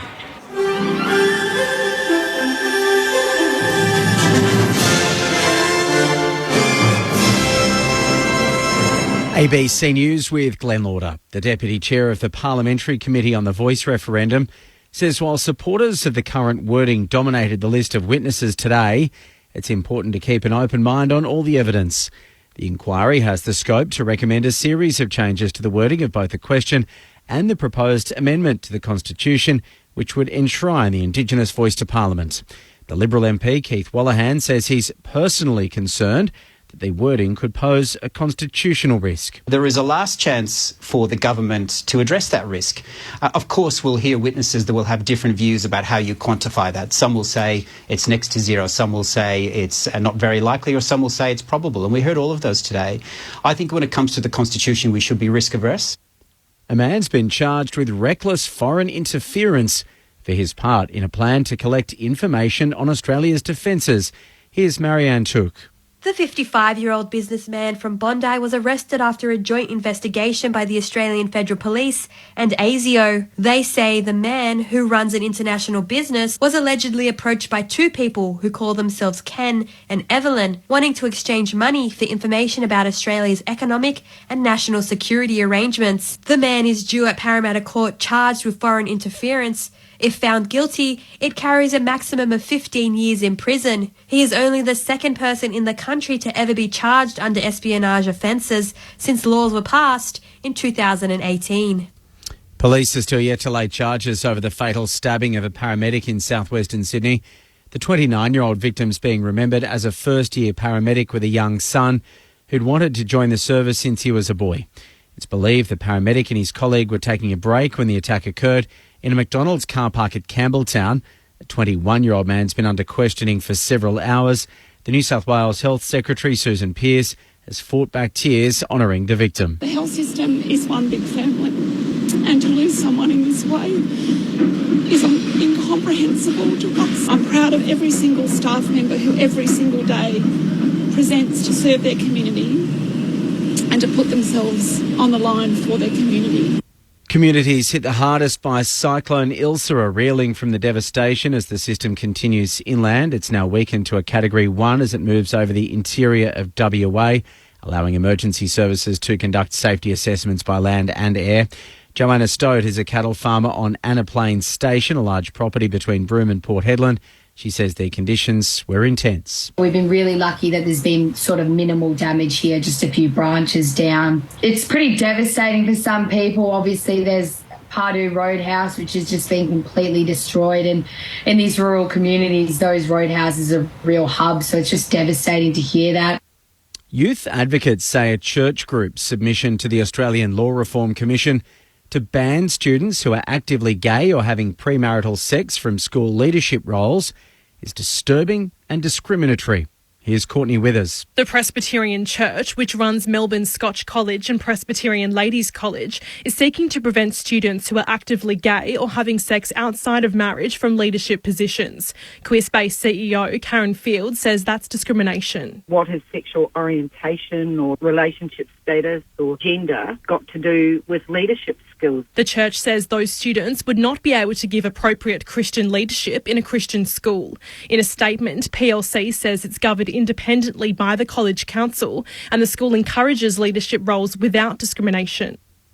Melbourne Water says revised rainfall forecasts played a role in the higher than anticipated floodwaters that swept through the city's northwest last October. Here's Jesse Thompson. The Flood Authority has published its version of events leading up to the Maribyrnong River flood, which many residents say came with not enough warning.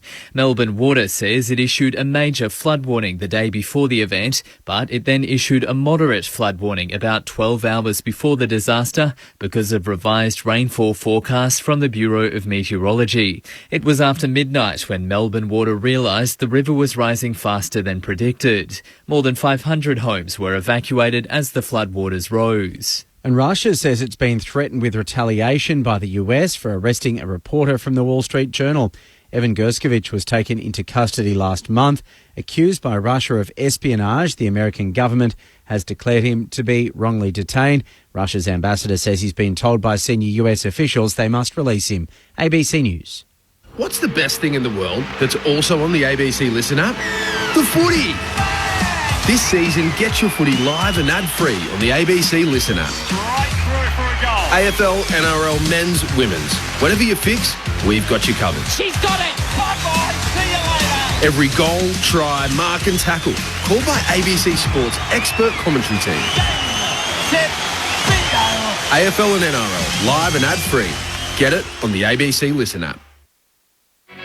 You're listening to the AFL Gather Round Grandstand AFL. on radio ABC Sport Digital. and now streaming every match on the ABC Listen app.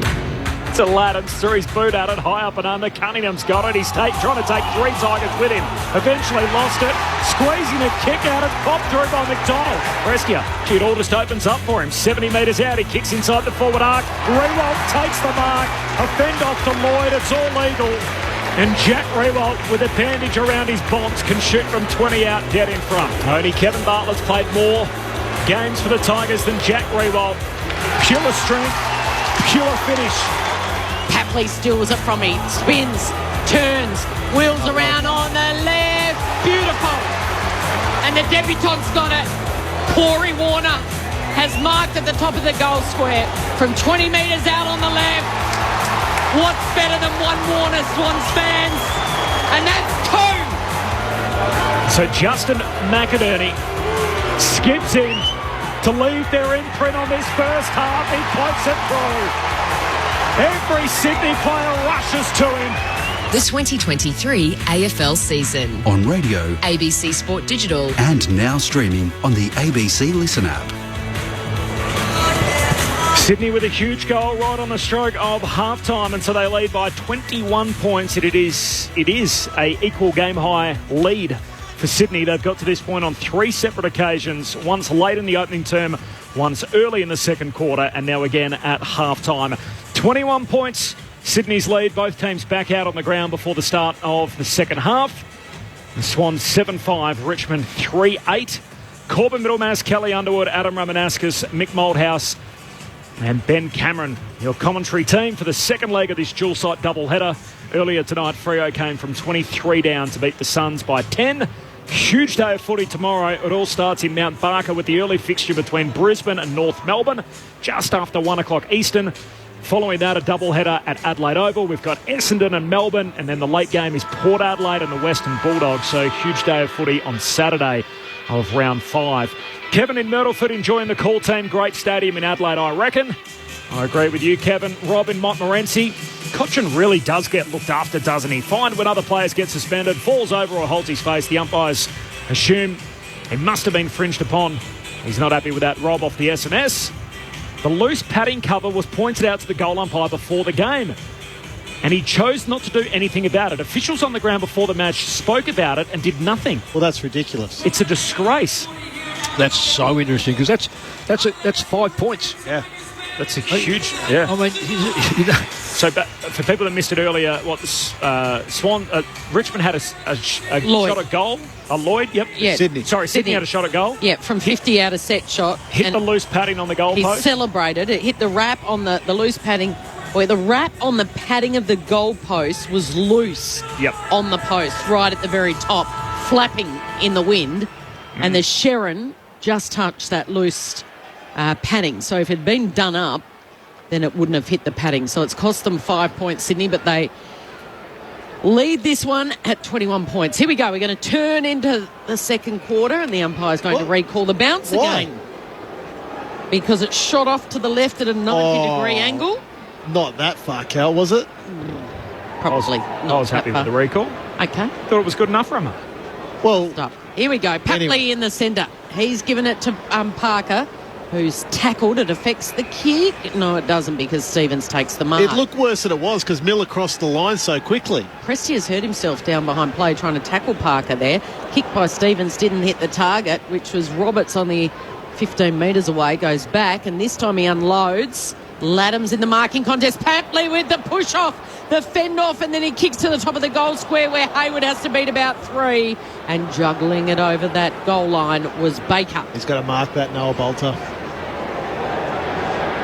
Baker hurriedly takes the kick out, drives it up to the wing, but Blakey intercepts for Sydney. Hand pass to Mills. Kicks a high bomb to centre half forward. Heaney works his way to the front in a wrestle with the much larger Ben Miller. And Heaney takes a chest mark 40 out straight in front. Yeah, against the ruckman. It's not surprising. But anyway, we won't talk about young ruckman. But nonetheless, you are body to body. Your job is to get the player under the ball as quick as you possibly can. You don't have to use your arms. You can use your stomach. You can use your thighs. and a player now takes an easy chest mark. Isaac Heaney, All-Australian last year. Slow start to the new season. But Isaac Heaney, 2 minutes into the third, pops it through. And just like that, it's as wide as it's been. Sydney by 28 points, 2 minutes into the third term. 8-6, 54 to 3-8-26. Grandstand AFL early stages of the second half. Adam Ramanauskas and Nick Moldhouse. I'm just trying to look, Mick, who Heaney's direct opponent was in that situation, because it certainly wasn't the ruckman in Miller.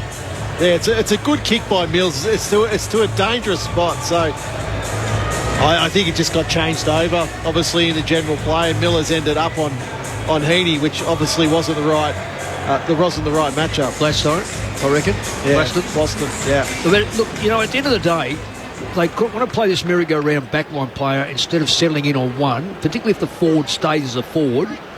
You're going to get caught out if there's a transfer over. Underway in the centre again. Laddam's not in the air, but this time just on the left boot goes long. Sitting underneath it was Chad Warner. Vlosten stole it from him. Little fumble with the handball. The regather was good. Good second effort. This time he flares the handball out wide to the run of Baker, and his kick hits out Martin. Martin's got it on the wing. Western wing. Points long. Drives it long, looking for Ryan. He's got to beat a couple. Blakey was there at the back, tallest defender tonight for the Swans. To Fox, in the pocket he goes. His long kick's been picked off by Rioli. Rioli marking in front of Cunningham. Goes short to Taranto, marks right on the arc. And his kicking's been a little off. He had a set shot up the other end earlier in this game and missed. This time he's going to stab the pass out in front of Revolt, chopping it off in the hole was McInerney. And he's copped one across his face for his trouble. A little frustrated is Jack. A little bit late too. I would have thought the umpire beat it. That's 50. If you're going to give 50, you give 50s. It was a tap to the back of the head, really. Well, it's still his head. Back of your head, front of your head. Have a look at Jack. He's got a wrap right around his head. Kick from McInerney skids out of play, so a throw in high half forward for Richmond. Off the SMS 0437 774 774. Dave says, well done to the AFL for selling so many tickets to tonight's match for half price. Certainly looks way better to have a large crowd. He's a bit of a party pooper, Dave. And Liam in Hobart would love to gather round concept, even if the Tigers aren't doing so well from the boundary throw. And we've got another ball up. Would love to see it come to Tassie. Friday night footy on the Queenstown gravel has a great ring to it. Have you seen that ground? I've heard a lot about it. I've seen the ground. Oh, that's for He-Man, let me tell you. Boundary throw in. Taranto kicks inside 50. Rewalt juggled mark. So had a touch on it. Fox was there with him. Rewalt completes the mark. Right half forward, Roma, 35 out. Well, it's the first real one-on-one contest between Rewalt and Robbie Fox. So Rewalt kicked his first goal with Jake Lloyd as an opponent. This time it's Robbie Fox, so they've got to explore this more, Richmond. They've got to isolate Revolt as much as they possibly can. Robbie Fox, second game back. He was one of the few winners for Sydney on grand final day, and the team well beaten. Revolt with a bandage around his head. Superb set shot finish. Straight through it goes. Keeps the Tigers alive. 4-8 to 8-6. Revolt with a couple. 5 played in the third term. Sydney by 22. If you weren't with us earlier, Jack Rewalt, an innocuous sort of knock. Yeah. A loose. Just hit him in the wrong spot, and it was about as much blood as we've seen for a long time on an AFL field as it.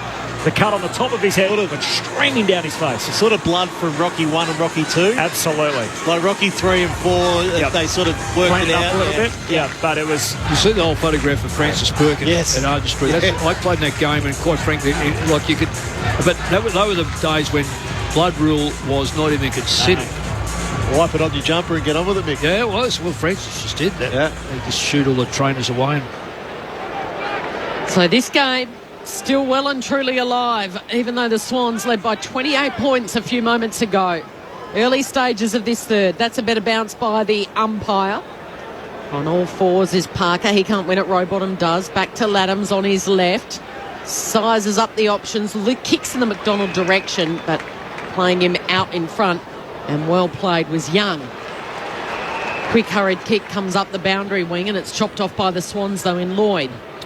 This is where Sydney, I really think Sydney struggled from here, because they do just hoik it in there and hope that someone can mark it. And that's exactly what they do. Bolter was the leaper in the pack. Hayward tries to get it out of there. Driving tackle was by Baker. So this is where Isaac Heaney really probably needs to step up after a slow start to the year. All Australian last year. There's no Buddy Franklin out there. There's no Sam Reid so far this year. Amati's done a hammy. He's been subbed off. Logan McDonald, the only really key tool down there at the moment. They've got it 55 out from goal, the Swans. It was a ball up. Didn't go anywhere, so a quick another ball up. This time Laddams out wide to Heaney in a one-on-one with Sonsi. Dispossessed is Sonsi, and Chad Warner sees it over the boundary. So McDonald's 195. So you'd suspect that he's one that has to be. And I guess McLean's down there as well. Yeah, I wouldn't call him the greatest mark. Twirling ball back in. Laddams in front position. Straight down to Vlostone though. Handball to Cochin. He's tackled to the turf by Roberts. Was that holding the ball? Right. Incorrect disposal. Okay. So Roberts, he's played a handful of games and he got the former Richmond Premiership captain who's playing. He's in his 290s, is Cochin. Roberts goes long. Where's McLean? There he is. That's good. That's good play. Off the pack. Out in front. Strong and bold and strong hands, Mick. But there's two ways of approaching it. You're either a Wayne Carey, you can stand your ground and get up and take a mark with them hanging off you, or you've got to change your direction, because if the defenders are in line with the ball, their intent is either mark or a big spoil. If you come across the front, very, very hard then to stop. This is what he's in the side for. Contested marking and kicking goals. And he's missed. He's hung that out to the right. He's usually reliable in front of goal, but not on this occasion. And it's Sydney by 23 points. That's a bad miss right in front. Vlostone with the kick-out duties. The 28-year-old, he goes short to the back pocket for Grimes. In front of the grass hill, I'm sure they'd be very quiet, letting him focus on his work, Dylan Grimes, as he goes on a bit of a run and then kicks it up to the wing. Punched away by Mills, down to Chad Warner. Hand pass away to Rowbottom, kick smothered. Nice work from Ben Miller, wins the footy. Hands it to Sonsi, hand pass to Taranto. Back to Miller, tackled as he kicked. It spills out of play, upsets deliberate. Forward kick for Sydney. I don't get that. Like, he's not deliberately kicking the ball to the boundary line when he's going forward. Because they'll introduce the last touch rule soon, I think, Rammer. Of course they will. Campbell goes long back down the wing, and the intercept mark taken by Noah Bolter. They've got it in the AFLW and they've got it in the SANFLW as well. He goes back with the kick. That's fine if they want to do that, but at the same time, a throw-in is still a very important skill in our game, where your on-ballers, particularly your inside midfielders, get a chance to use that skill. Young long kick to a one-on-one, and diving mark for McIntosh. Getting rid of Stevens. Now goes on a run in front of the interchange benches. Kicks down to half forward. Bobbled mark for Lloyd, not paid. Hand pass to Fox. Hands it away to Blakey off half back. He gives it to Laddams. Kicks hurriedly down the wing. Grimes goes up and spoils. Here comes Ryan trying to control the footy. Feeds a hand pass forward, but straight to Lloyd of the Swans. He gives it to Stevens, and his kick smothered by Grimes. It's out of play on the wing. Sydney by 23 points, 8-7 to 4-8. 10 minutes into the third term. Richmond haven't used their sub, so Morris Rioli's still available for Damien Hardwick. Sydney have lost their structure in their forward line, and that's one of the frustrations if you're a player forward of that. You're really hesitant to go in there because you know that Richmond have got a better system behind you. Spinning ball back in. Hopper is involved to Taranto, and then Vlostone with the kick. Here's a chance for Pickett. Got rid of his opponent. Turns. Steadies. Goals. Marlon Pickett. Lighting up the Adelaide Oval and lighting up the Richmond Football Club. They draw back within 17 points, 5-8-38. Sydney 8-7-55. Well, it's a terrific lesson for young Roberts. He's only in his fifth game of football. Yeah. But you look there, that's a genuine one-on-one, and we don't see them too often in our game anymore, whereas Pickett's there just bumped him off the line of the ball.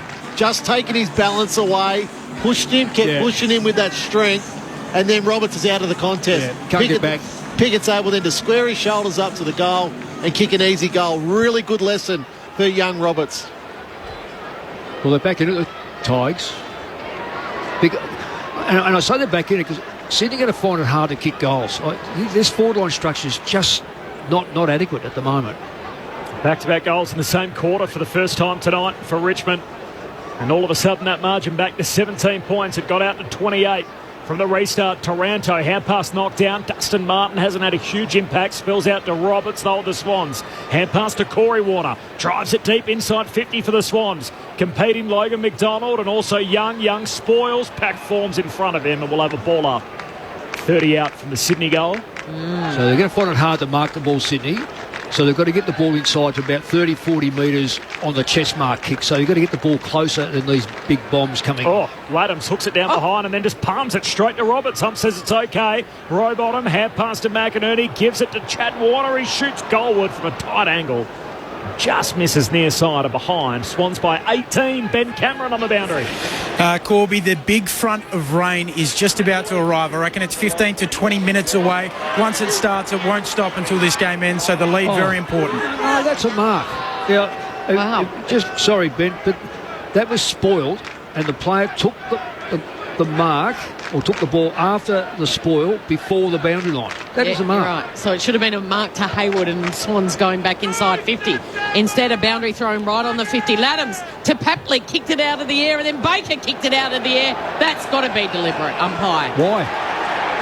He's just kicked it in the air. Well, he's hacked it sideways in the air and it's bounced once and gone out of bounds, Mick. Anything behind the centre is out deliberate, no matter what you do. Yep.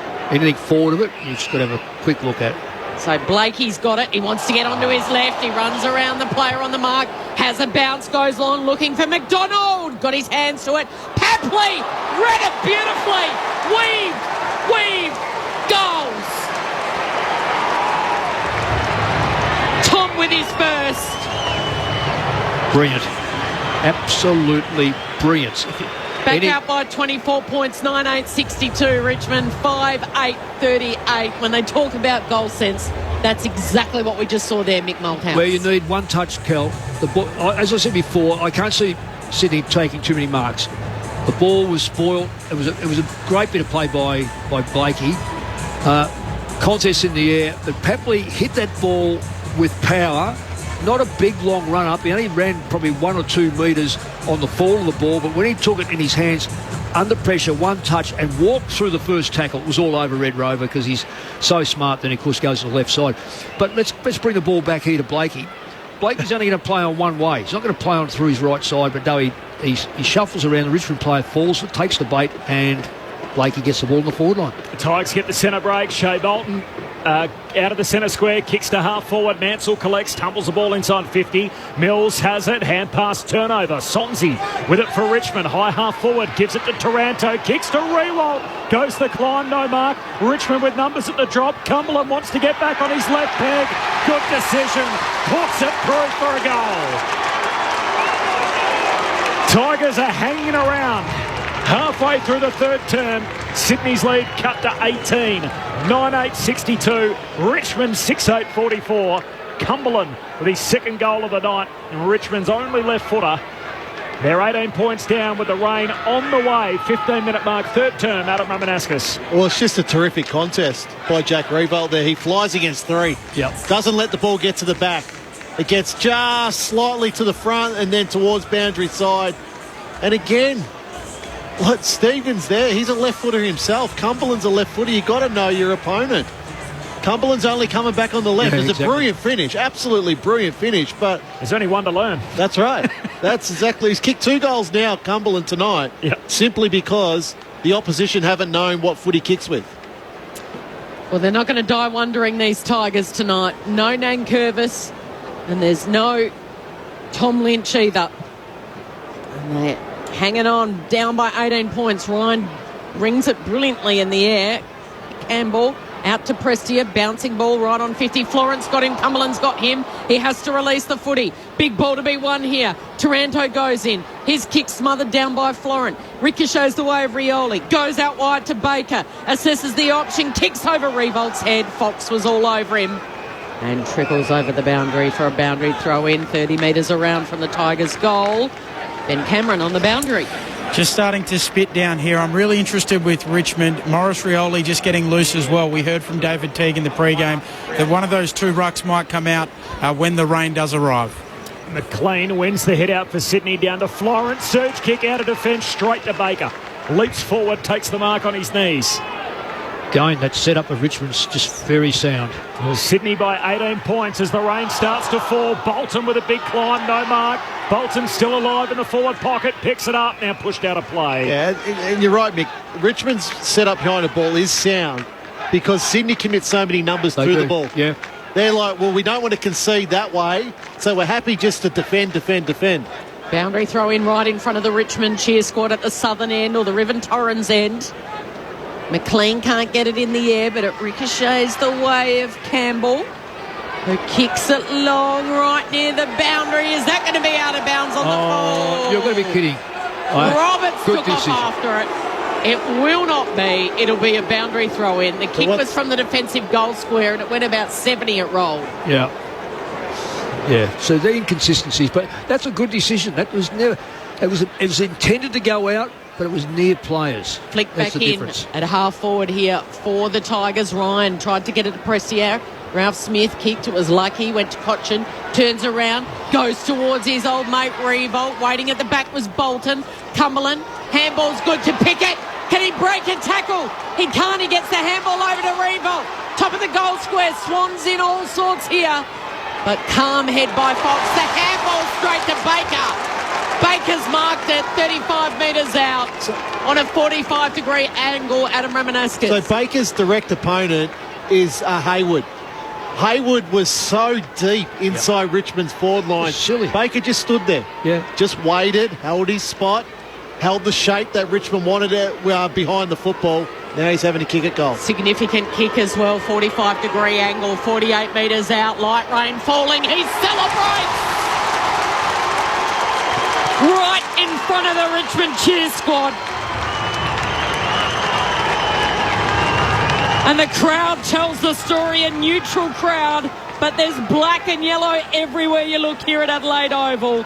45,000 plus, and they've cut it to 12 points, the Tigers. Here they come, 7-8-50. Sydney just holding on to that lead, 9-8-62.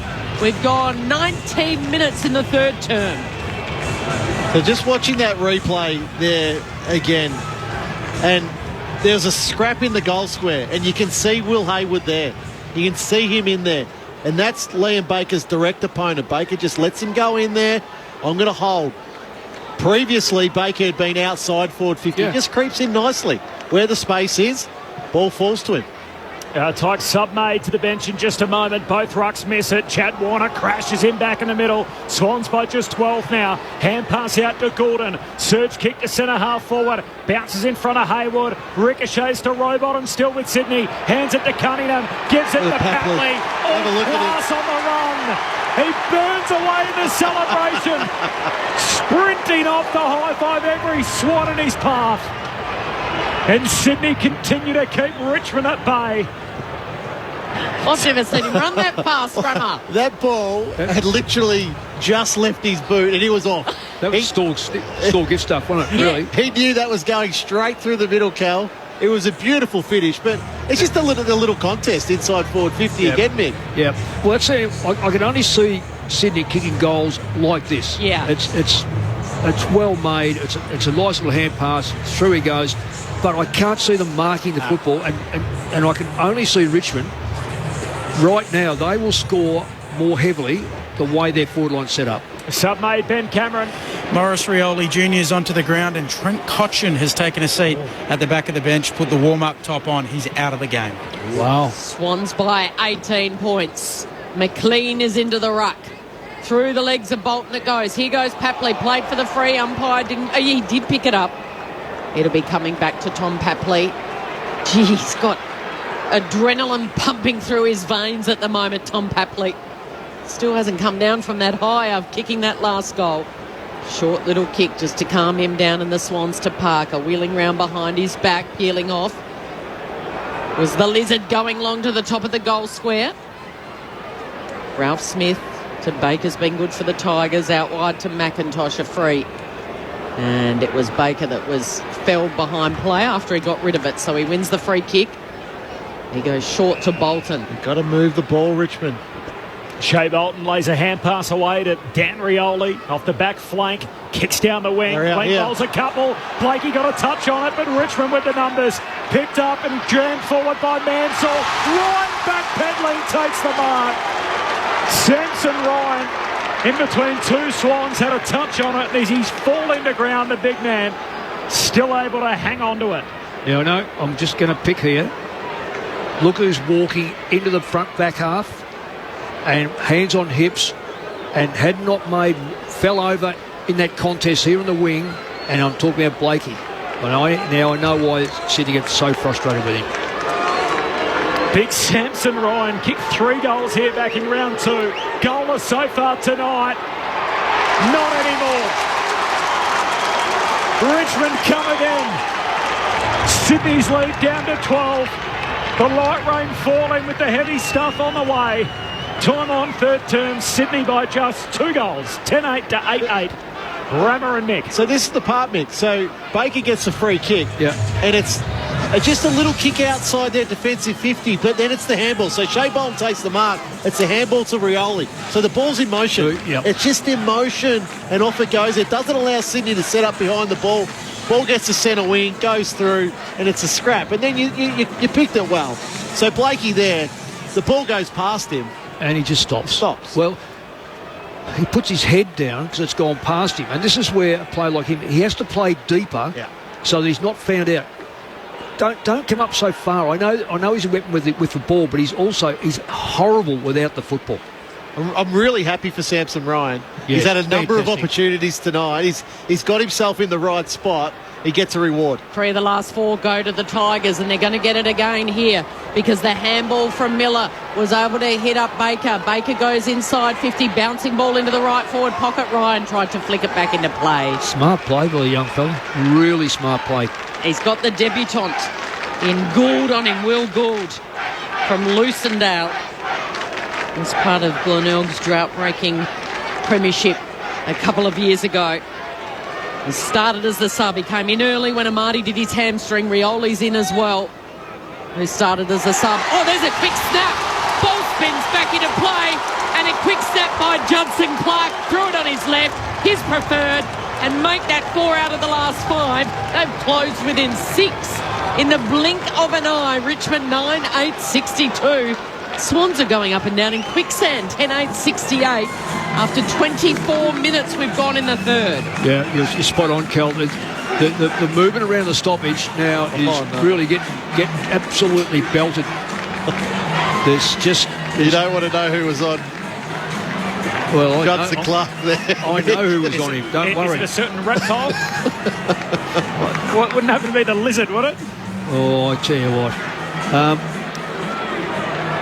The clearances are now swung Richmond's way, yeah. Well, and it's not so much the big numbers, it's how it's getting out. Yeah. It's getting out and it's getting into a forward line that is very mobile.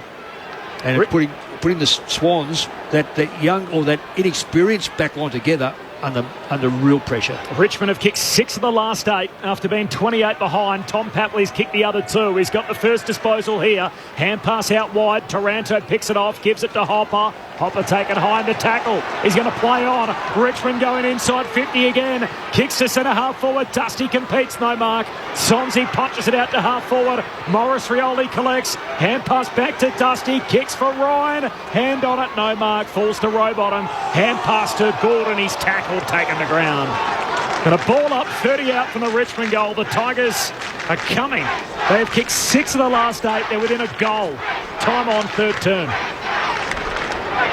Ryan, Hopper, strength, handball chopped off by Laddams. It's going to roll, it's going to trickle, it sits up. Is it out of bounds on the full? Oh, boundary throw in. Well, so that's what's happening these days. The ball bounces around, the defender doesn't go near the ball. Listen to the Tigers fans. It's like we're at the punt road end at the MCG. Yellow and black everywhere. Full of voice. Flicked back in. Laddams loops it over the top looking for Rowbottom. Rioli got it first. He's tackled by Rowbottom. In there is Roberts applying a tackle as well. 50-50 ball right up against the boundary. Again, Tigers fans are saying, was that deliberate by the Swans players to happily see it over? So a boundary throw in on the eastern wing. A little bit of light rain falling earlier, and it continues to fall. Fans don't care. Few ponchos out there, otherwise they're happy to sit in the rain. Latham straight down the throat of Papley. Skies it, looking for Hayward. It bounced off his chest. Bolter. Oh, the handle! Smothered by Isaac Heaney. Heaney runs into an open goal.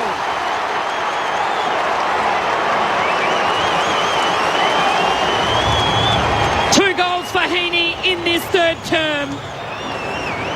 And the Swans say, no, we're not rolling over yet, Richmond. Out by 12, 11-8-74, 9-8-62. So we had 10 goals kicked until half-time, only 3 from Richmond. And in this quarter, we have had 10 goals in 27 minutes after 10 in the opening half. Why and how, Adam Ramanaskas, Mick Mulhouse? Well, I can just say that one there, that's only come from a mistake more than anything else. McDonald was terrific though by Heaney. Heaney can give up on that. Oh no, he didn't. But nonetheless, it was it was lazy by Bolter. Yeah. But Heaney makes that play by anticipating what Bolter's going to do. And the ball's got to get there for a start off. So this is where again, Sydney got to start swinging that around through the middle, because at the moment that initiative has been taken away from them. Gordon, Papley, Rowbottom at the centre bounce for Sydney. Miller wins the hit out though, and Shea Bolton's onto it. Taps it out in front of him. Rides a bump from Chad Warner. Rowbottom wins the footy for Sydney. Kicks wide. Ralph Smith spoils away from Roberts. Roberts wins it anyway. McIntosh lends a hand. Drills Roberts. Teenager caught. Free kick for Richmond.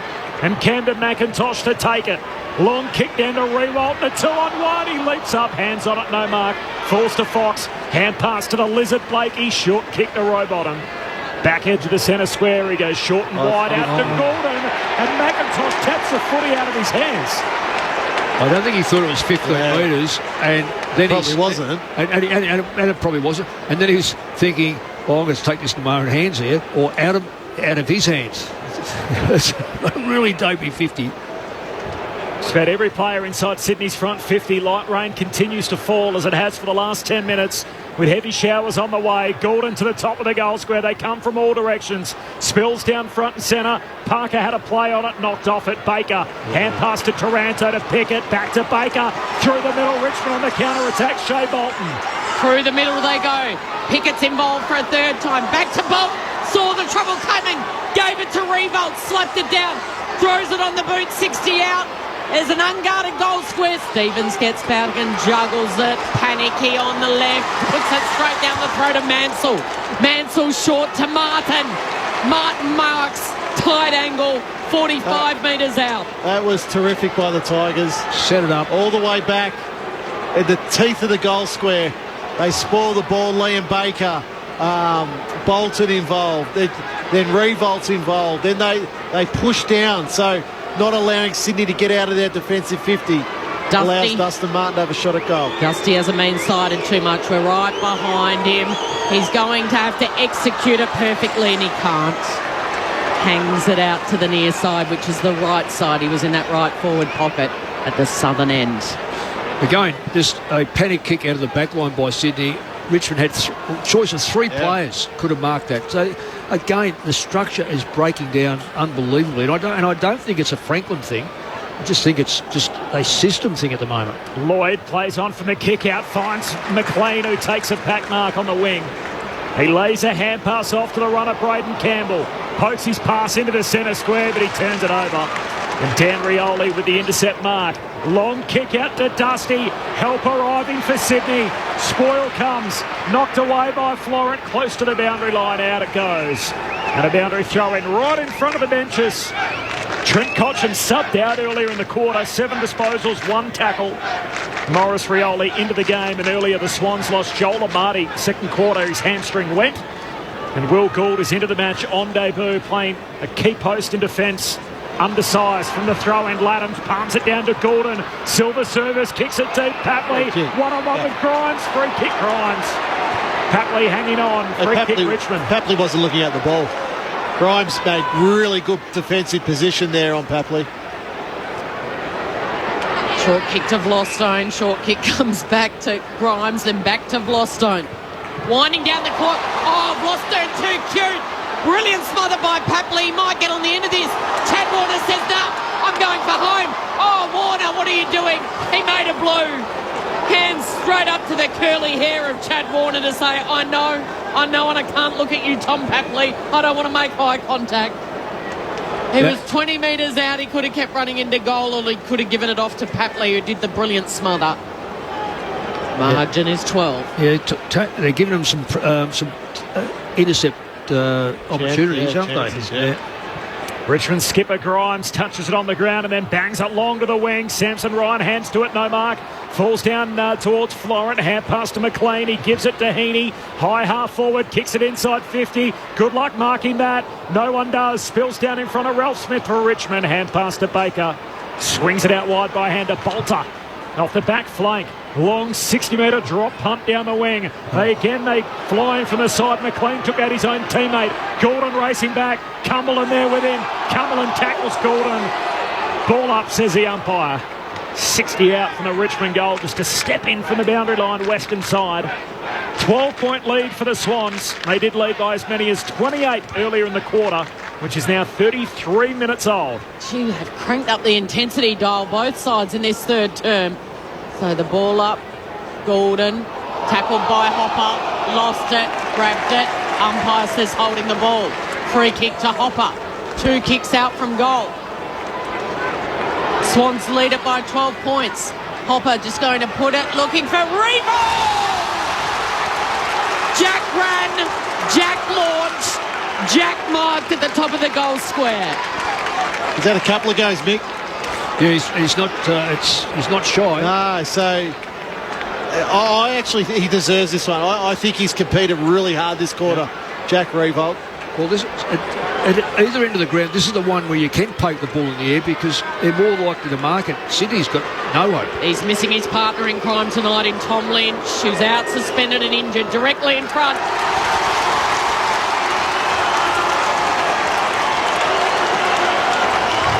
Crowd tells the story. The Tigers army is standing on its feet. Nearly 50,000 in the house, and Revolt's just put through his third of the game. And we have got a ball game on our hands. There's just a kick in it. 6 points with a minute to go in this third term. And Ben Cameron is downstairs watching all the action from the front row. And what I'm looking at is these bizarre signs that they hold up on the bench now. Sydney just have a sign that says 1 minute. Richmond have some sort of astronaut picture on their sign, which doesn't make much sense to me. Take off. Yeah. That makes sense, Mick. Look at you, Benny. You're the spy. You've got to find out what it means. Maybe take off some minutes. Yeah.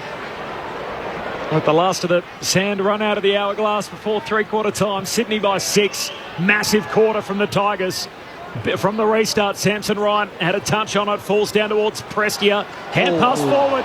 Gordon bent down to pick it up. Shea Bolton went to soccer it. And then Gordon gets in the face of Bolton. Bolton retaliates and the umpire says that's 50. It's always the retaliator. And Shea Bolton, who gave away the free kick for kicking in danger. Gordon wasn't happy, shoved him in the chest. Bolton did it back, and the umpire said, you can come with me, Shea, that's 50. He'll give him one, Shea Bolton. I think he has. It was almost a bit of a strike, wasn't it, with the right hand, as Gordon decides to pass inside 50. Pulled out on taking the kick, wanted to get it to Papley. Bad mistake. Sonsi off the back flank, pumps it back to halfway, and there's Blakey takes the intercept mark for Sydney. It's all going on. 36 minutes into the third term. Sydney by 6. Richmond have kicked 7 goals in the term. Screen was set on the man of the mark. Blakey took off, had a bounce, delivers inside 50. Target there was McDonald. Couldn't get it. Now the ball is a quick scrambled, hurried kick to centre half back here for the Tigers. Revolt knocks it down. It goes the way of Fox. Fox over to Warner. Spins around to Golden, who's lethal on his left, but not this time. He's missing through for a minor score, and that'll make the margin 7 points. Just seconds left on the clock before three-quarter time. Sydney led by 14 at quarter time. Sydney by 21 at half-time. When Heaney kicked a goal early in this third term, they led by 28 points. And then it's just been an avalanche of goals by the Tigers. And the margin is cut back to 7. Richmond 10-9-69. Trail the Swans 11-10-76. The goal kickers for the Swans to 2 to Amati before he went off with a nasty hamstring injury. 2 to Papley, and they're all singles. Mills, Stevens, McDonald, Corey Warner, McInerney and Heaney. While for the Tigers, Jack Revolt has kicked 4, 2 for Cumberland, and individuals to Clark, Ryan, Baker, Pickett and Mansell. Tigers are walking a tightrope. 1 win so far. They don't want to go 1 win after their first 5 rounds and have Melbourne to come on Anzac Eve. They need this to keep their season alive, even though it's so early in the season. Round 5, gather round, seen as set for a gripping final term here at Adelaide Oval. Came out of nowhere too, having only kicked 3 goals in the first half. Similar trimmings to last week, Roma, the game you did at the MCG. They kicked 8 goals, Richmond, in the second quarter. Went goalless in the third. They only kicked 4 outside of that. Here they've kicked 7 of their 10 in the 1 quarter.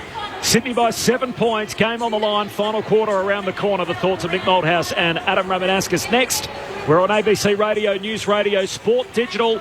And we're also streaming through the ABC Listen app for the first time in 2023. Just look out for the AFL and AFL Extra buttons. This is Grandstand AFL.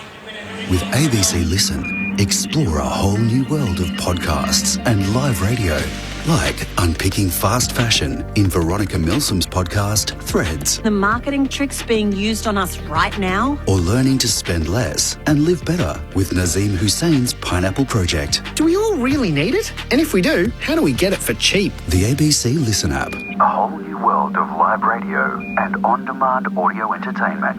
Download it now from your app store. You're listening to the AFL Gather Round. Grandstand AFL. On radio, ABC Sport Digital. And now streaming every match on the ABC Listen app. But Isaac Heaney, 2 minutes into the third, pops it through. And just like that, it's as wide as it's been. Revolt with a bandage around his head. Superb set shot finish.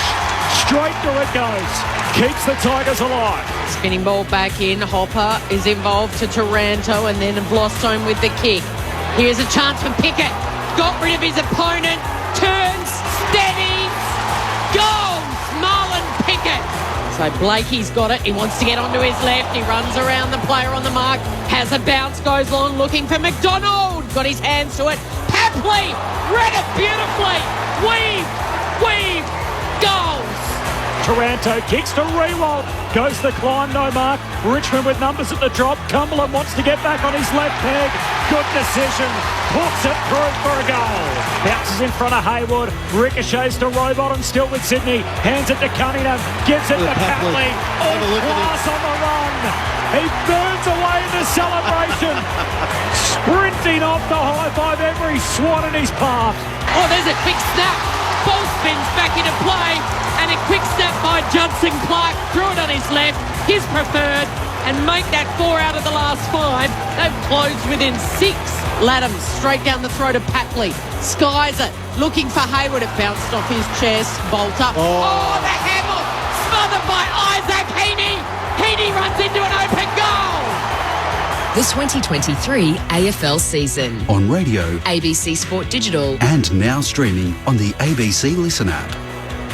We had some light showers in that third term, and yet it was easily the highest scoring quarter of the game so far. 7 goals to 4, just when Richmond looked like they were just about out of it. 28 points down early in that third term.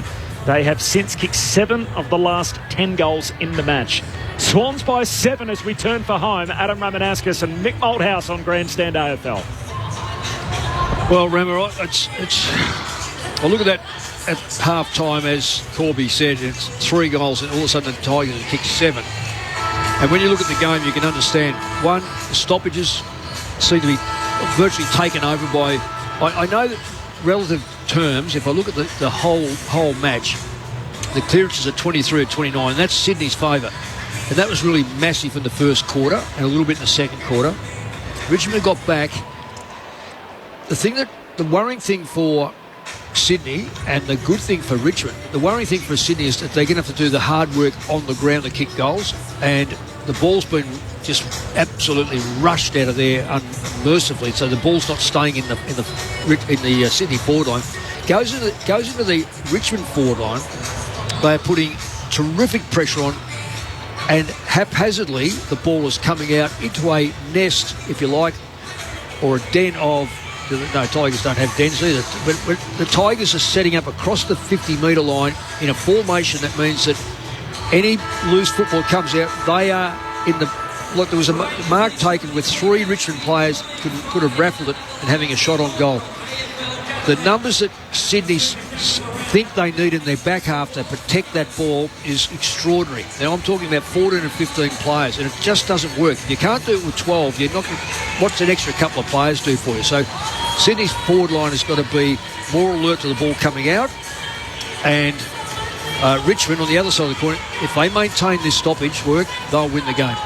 Now, I think it's pretty easy. For Sydney to win, they have to dominate stoppage in this last quarter. For Richmond to win its ball movement. That's it. Take risk. It's well put. Adam Ramanauskas and Mick Malthouse with the setup ahead of this final quarter. Trent Cotchin subbed out of the game. What did you think? This is a team that's got 14 guys unavailable, and Trent Cotchin is tapped out halfway through the match. Well, he wasn't having an impact. And you've got to get an impact player. Rioli can be an impact player. 7 disposals and a tackle tonight for Trent Cotchin in 2 and a bit quarters. 7 points, Sydney's lead. They did have it out by as many as 28. Tigers with all the momentum as we start the final term. Back in the middle, Laddens wins the hit out and then follows up. Hand pass away to Patley. Kicks Sydney to centre half forward, or kick carries over the head of Vlauston, who was well camped underneath it. Spills through to Heaney. Hand pass wanted Hayward. Picked up by Gould, and he drops. He's taken high by Dan Rioli, and a free kick for Errol. At right half forward, rolls straight onto his preferred left peg, gives it a whack all the way to the goal square. Down there is McDonald. It's punched through by Tyler Young. And a boundary, not a boundary throwing, it'll be a kick out, given that's what happens in our game when there's a behind. So Sydney by 8 points on the back of that score, the first one of this final term. A long weekend for everyone. Corbin in Adelaide. 3 games in. Oh, the Tigers. And the kick-in's gone straight down the throat of Mills. That shot on goal by Sydney really, to make the most of it. Don't waste it for a point. Chad Warner. Warner runs around Rioli, the man on the mark. From 50, he puts plenty of air in it. Too much air and inaccuracy.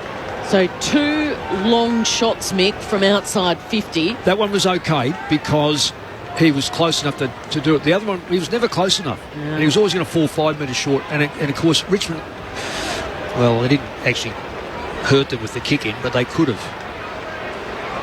So from the kick out, Rioli takes some ground. That's Dan, and then goes long up to the wing. Rewalt got a hand on it, spills down to Laddams, though. Hand pass to Fox under pressure, got it out to Lloyd. Hand pass to McInerney. Logo of that eastern wing. Hand pass to Fox. Morris Rioli's coming to get him. Hand pass just got back to Mills. Long kick, the switch out to Campbell. Overcooked it on the kick. Runs out of play, and a boundary throw in right on halfway in front of the benches. Sydney by 9 points, 11-12 to 10-9. Earlier tonight, Fremantle by 10, coming from behind to defeat the Suns. That pressure there by Rioli, that's why he can make a difference, because he forced this ball to be on the wing and not in the forward line because he's chasing and harassing. Twirling ball right in front of us, in front of the interchange gates. The Ruckman tangle, the tap down. Little hurried kick off the deck from Lloyd. Quick hands by Heaney. Over to Cunningham. He rolls it to half forward. We're meeting it first. Tackling is Logan McDonald on Miller. And the umpire says we'll ball it up. In fact, it's Young, rather, that's got the job on Logan McDonald. Crossed up in the air right on 50. Laddams to Gordon. Gordon's kick doesn't go anywhere. Rioli's got it. He was legged. He wins a free kick. Cunningham legged him. Cunningham's a little sore in his leg. Hasn't done much, Cunningham. He had 4 or 5 possessions, if that. Rioli short to Vlastone. He wants to move it through the centre corridor, and centre corridor he goes. Revolt taps it down the way of Taranto. He's got a runner in Prestia. Gives it off to Sonsi from right in front of the bullseye. He's looking for Morris Rioli. Caught behind. Off hands. Hugo Ralph Smith flying through. And from 48 he unloads. Gee, hit that at pace. Hit it at pace, Smith. Cal, but there was two options that he could have just dropped that little short pass into. But even for him to get the football, it was a bad mistake by the Sydney player who tried to mark it across the face instead of spoiling it, taking the ball away from the contest. So it was a neutral ball. Sydney by 8. Blakey goes wide to Campbell, who kicks out of the defensive arc, and a good mark from Will Hayward. Yeah, it's a good mark. Getting a lot of positions up the ground, Hayward. He's excellent overhead for his size. Will Hayward, that mid-sized forward for the Swans, goes long down the wing, and Bolter, the juggled mark. Noah Bolter with the intercept defensive side of the wing for Richmond. Shifts across the ground to Judson Clark and continues to move it all the way out to the broadcast wing for Ben Miller. Takes the mark on the gather round logo. Short kick to Dusty. He marks inside the centre square. Can he light up this final term and get Richmond home? In the absence of some key champions, he kicks to the top of the goal square. Punched away by Mills. Straight down to McIntosh for the Tigers. Hand pass to Shea Bolton. Hooks it from the pocket. He misses near side. Now behind, Sydney by 7. 4.5 gone, final term. Sydney did lead by 28 early in the third. They now lead by just 7 points, 4 minutes into the last. So the kick in by Florent goes out wide looking for Heaney. Instead, it's Ralph Smith that got there. Heaney pushed him in the back, picked up the Sharon, handballed it to McDonald, who's a long way from home. Kicks towards Papley. He shoved Grimes in the back. Papley runs into an open goal. Look at the celebration. It's the windmill celebration. The right arm is twirling and twirling and twirling, and the little legs are pumping almost up to the wing in front of us. He's got his third. Papley, the party boy with the celebrations of all celebrations. Just a little nudge of Grimes on 50. Got himself under the Sharon, spun around, and then took off. And Sydney with a bit of breathing space. That margin is now 13 points, 12-12-84 to 10-11-71. I think it was Mills that created that from the half-back. Just his one-on-one play and his bullocking strength to get that hand pass or short kick away, which created the next ball. So, and Papley really one-on-one. It's a dangerous ball if you're not set for the ball and you see a haphazard ball come in. I know it was in the air. Fantastic play by Papley. Really fantastic. 3 goals all after half-time for Tom Papley. Sydney by 12. Back in the middle. Richmond eventually get it forward. Shea Bolton to Taranto to pick it. Loose handball wanted Morris Rioli. Rioli comes tackler on Campbell. Forces the ball out, and now Roberts scraps for it. And he's going to get a free kick for a high tackle. Marlon Pickett laid in, and Matt Roberts, a teenager, goes short and wide out to McInerney, who marks against the boundary line. Matt Roberts, one of the 5 South Australians in for Sydney tonight out of South Adelaide. This is McInerney off the back flank. What a player he's turned into. The kick carries the pack. Flostone at the back scoops it up. Back flank for Richmond. Sweeping hand pass to Noah Bolter. He's going to move it on by hand to Prestia against the boundary line. Short kick to Marlon Pickett. He marks just forward of the wing eastern side. Immediately goes off his non-preferred left peg. Kicks it deep. Reroll a little nudge. Gould did really well. Wow. Punches it away. Wow. And Lloyd ushers it through for a rush behind. 11-point lead for Sydney. 7 gone final term. Great defending, Nick. Oh, that was outstanding defending. He was done for all money. Just when you just need someone to reach like that, and found something, stretched himself to the limit. We'll explain that when this play finishes. Oh, that's gone out of bounds. Unforced error off the boot of Mills. Don't say that too often. So McIntosh is trying to poke it into the pocket with the kick, but it won't get to Jack Revolt. No, Mills tackles him over the line. Yeah, Revolt had nudged him under the ball, Gould, really well, and you thought, he's got him done here. And then just Gould pushed back hard at that last moment just to get a fist in. The debutant, Will Gould from Lucendale. Boundary throw in, deep in the attacking 50 of the Swans here, running onto it. Clark handballing McIntosh, he's caught. Forced to handball quickly. Here's a chance for Cumberland, wants to get on his left. Can't quite thread it through. It was deep in the attacking Tigers area, I should say. Tigers kicking to the northern end of Adelaide Oval. In this final turn, the Swans holding on by 12. It's a good matchup, isn't it, Keller? A 22-year-old on debut. I know. Up against a guy in game number 330, leading the forward line for Richmond in the absence of Tom Lynch. With a game on the line from the boundary throw-in, Laddams palms it down. Chad Warner's tackled, taken to ground in front of the old scoreboard. Umpire lets them roll for a moment and now calls for it. Ball up deep forward for Richmond. Rammer, what have you made of Dusty's night? It feels like we haven't said his name too much tonight. Not enough, but the times when he's been near the ball, he's still been dangerous. From the restart, Parker under pressure, hand pass back to the hot spot. Gould soccers it off the deck across the last line of defence. Stevens wants the safety, the boundary line gets it. Under pressure from McIntosh. Swans by 12, 9 gone in the last. So, Kel, you just wonder if Dusty now can be the player out of the goal square. 14 minutes to go in the contest. Maybe there's a special Dusty moment brewing. Still inside 50 here for the Tigers. Sydney by 12. Over the head of Laddams. Hopper at the back to the standing McIntosh. Flicked it behind to Baker. Baker.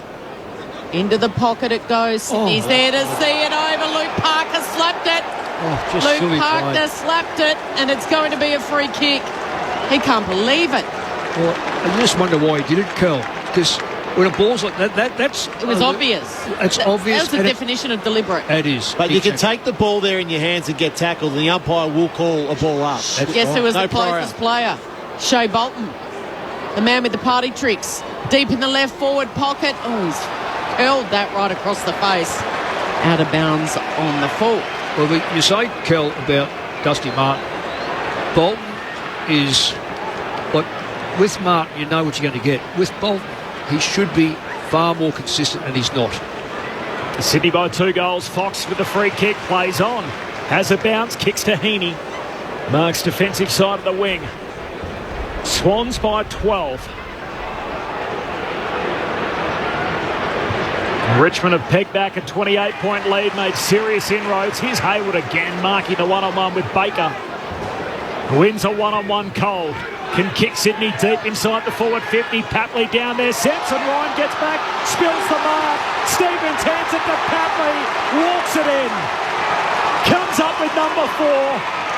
All in the second half with a game on the line. And Sydney restore a 3-goal break. Huge goal at the 11-minute mark of the final term. And big Samson Ryan spills the wet, greasy footy, the 22-year-old in his 5th game. And the Swans have paid the full price. 13-12-90 Sydney.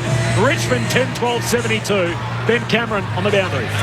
Yeah, the rain is slowly but steadily getting a little heavier. So I spoke about the rain being about 20 minutes away late in the third term. I reckon it's just arriving, the heavy stuff now. Yeah, so that mark, he did drop the mark, and it is greasy.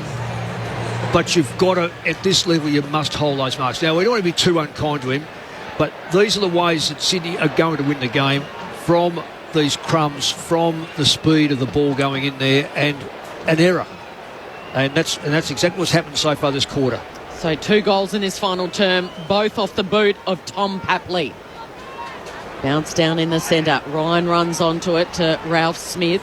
Off the back of the centre square, kicks out looking for Pickett. Can he keep it in play? Hip and shoulder was good from Mansell, and it's put Blakey down.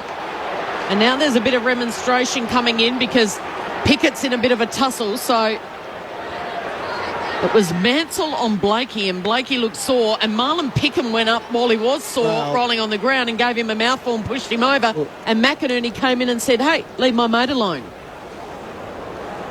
Play back underway. Falls down to Rowbottom, high up and under down the wing. Underneath it is McLean, no mark. Falls to Sonzi, moving through traffic for Richmond. Hand pass to Dan Rioli, gives it to Hopper. Shoots a hand pass to Baker, got a hand on it. Dan Rioli again with a 1-2. Uses Dusty for support. To the unguarded goal square, Dan Rioli kicks it across the face. Skids out of play and a boundary throw in left forward pocket for Richmond.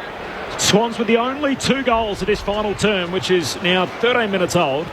Sydney by 18 points. Can't leave it too much longer, the Tigers. No, they're clinging on by their fingernails here, aren't they? 1 win so far after the first 4 rounds with the D's to come. Oh, gotta be. And it is. And a stroke of luck for the Tigers because the free kick is going to Revolt.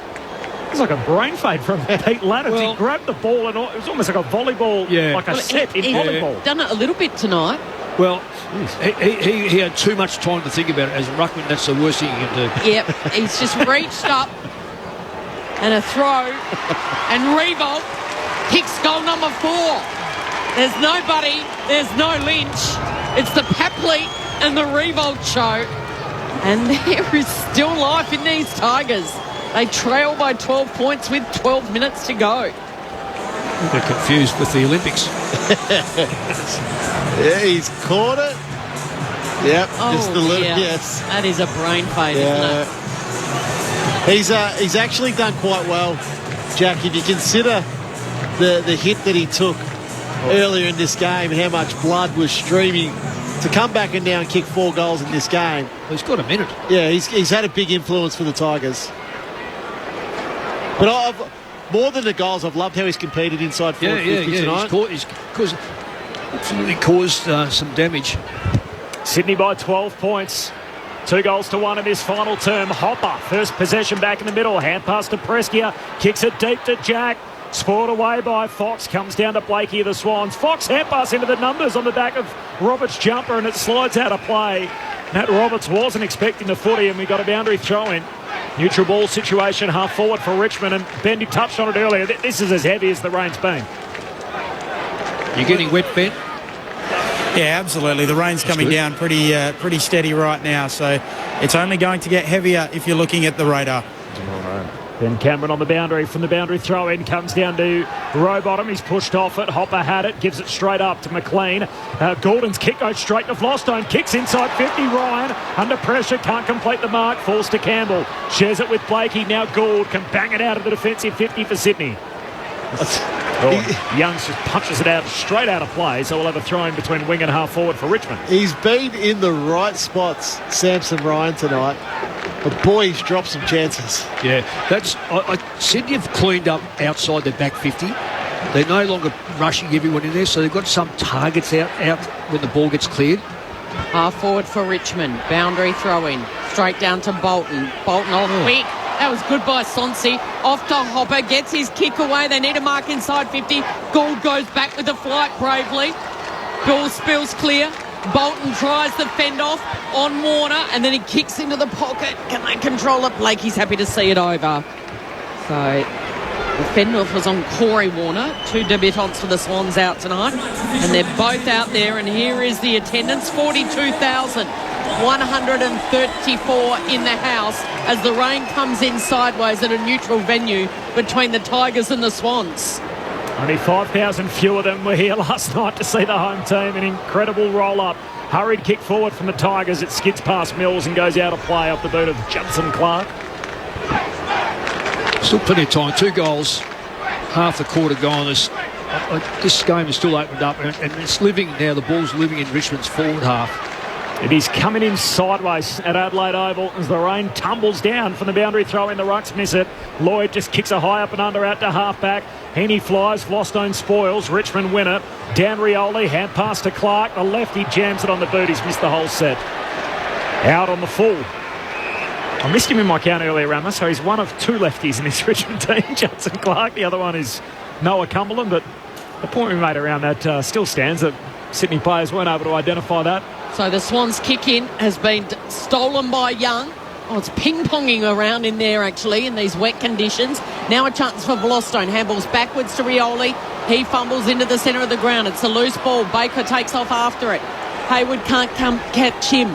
So he handballs backwards to Grimes, who kicks further up the ground. They all miss it in the air. Here's a chance for Warner to Gordon. Out wide to Campbell. Steadies with the kick and an uncontested mark by McInerney. What's he holding up for? Bit of the clock management, Nick. Oh, that is unbelievable. That player had 15 metres. It looks like he's out the backyard having a kick with his mum. Honestly, I just do not get when he had in front of him one-on-ones in their front 50. So he's gone back to Campbell, who long on the left, looking for McDonald. The target was also McLean. Here's a chance for the Tigers, though. Hopper to centre half back. Who's going to get there first? Matt Roberts for the Swans. Heaney puts his head over the ball. Flicks it out. Was really clever to Lloyd. Lloyd then out in front of space. No one there. And the Tigers in Clark just keep it in play. Clark goes long down the line looking for Ryan. Few pushes in the back. Blakey will run onto it at the back. Handballs backwards to Mills. A little give and go. Blakey gets it back. He's going to handball to Mills again. Mills steadies. Centres the kick. Rowbottom marks uncontested. Sideways. Had to be pinpointed. It was for Cunningham. Harry Cunningham with the footy. He's got two guys out here in the launch pad at right half forward. He kicks it to Florent. Just got it to him.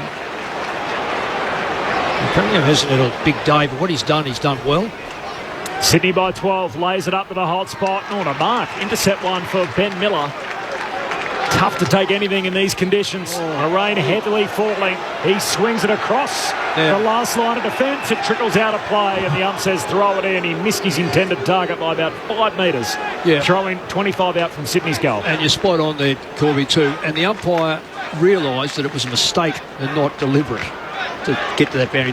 This last thing they want to do is have another ball in the front half. More ponchos on. Plenty of fans out there just sitting, getting drenched. Spinning back into play. The boundary throw in. Inside 50 here for the Swans. Quick handball out there. Warner gives it to Stevens. Dispossessed. Stolen by Bolton. Throws it on the boot. Goes up on the wing. Revolt's there. And Fox. Neither can get it. Gould comes in and he's tackled by Revolt.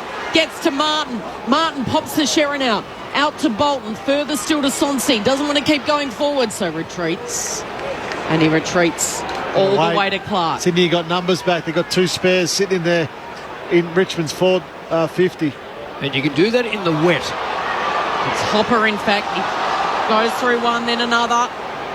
Martin handballing back to Bolton. They're mucking around with it. Kicks to a one-on-one. One was Parker. He does well. Waiting at the back was Goulden, who just tosses it on the left boot. Player in front couldn't take the mark. Papley at the back. Unguarded goal square. Don't tell me. No. Gee, that celebration would have been a lap of honour, Rammer.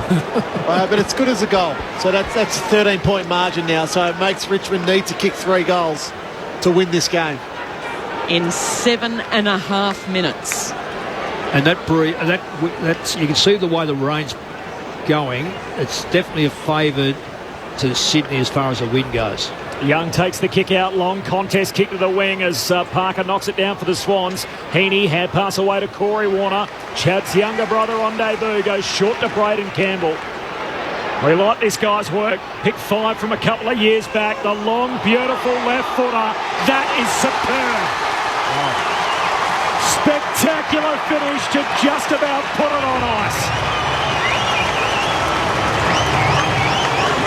What a player he can become. The 21-year-old, often forgotten. A lot of talk about Warner and Gordon, but this man, a rising star nom, pick 5 out of Sydney, Braden Campbell.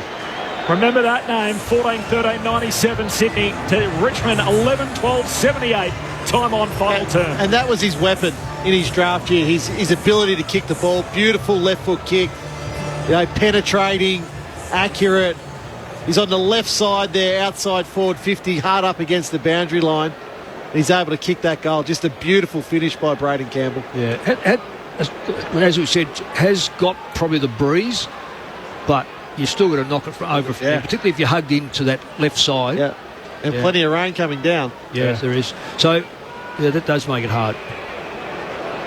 They want a free kick here. Oh, Tigers. What have you done? It's starting to fall apart, slipping away for Richmond. They battled bravely without some of their big names. But a free kick to Laddams, the ruckman for the Swans, bangs up long. Gloston just bangs it down. Heaney picks it up, gives it off to Papley on his left. Unguarded goal square. Pickett really had to get on his bike. And he got there just in time to mark in the defensive goal square. Oh, the kick's been smothered. Smothered by Stevens, still that spills the way of the Tigers, and Rioli is able to mop up and give it to Bolton and then run past, accept the handball and then go short out of bounds on the full. Well, it's starting to snowball now for the Tigers. They're staring down the barrel of just 1 win, 3 losses and a draw after 5 rounds, and then mighty D's to come on Monday night, Anzac Day Eve. This is a repeat of as you said last week, Kel, where a lot of goals were scored by Richmond in one quarter. They did it in the third quarter. Now they've only kicked the one this quarter. So Gordon takes the free kick. Laddam's charged out and Grimes juggles the mark and claims it. I don't know what McLean's trying to do on top of him. McLean thinks he's Superman. Laying on top of Dylan Grimes. He said, hang on, I took the mark. You're spot on, Mick. They've kicked 2 goals in the first quarter, 1 goal in the second quarter, 7 goals in the third, and only 1 this quarter. So Rowbottom, handball, free loose ball, flicked by Pickett. Quick little pick up off to Prestia.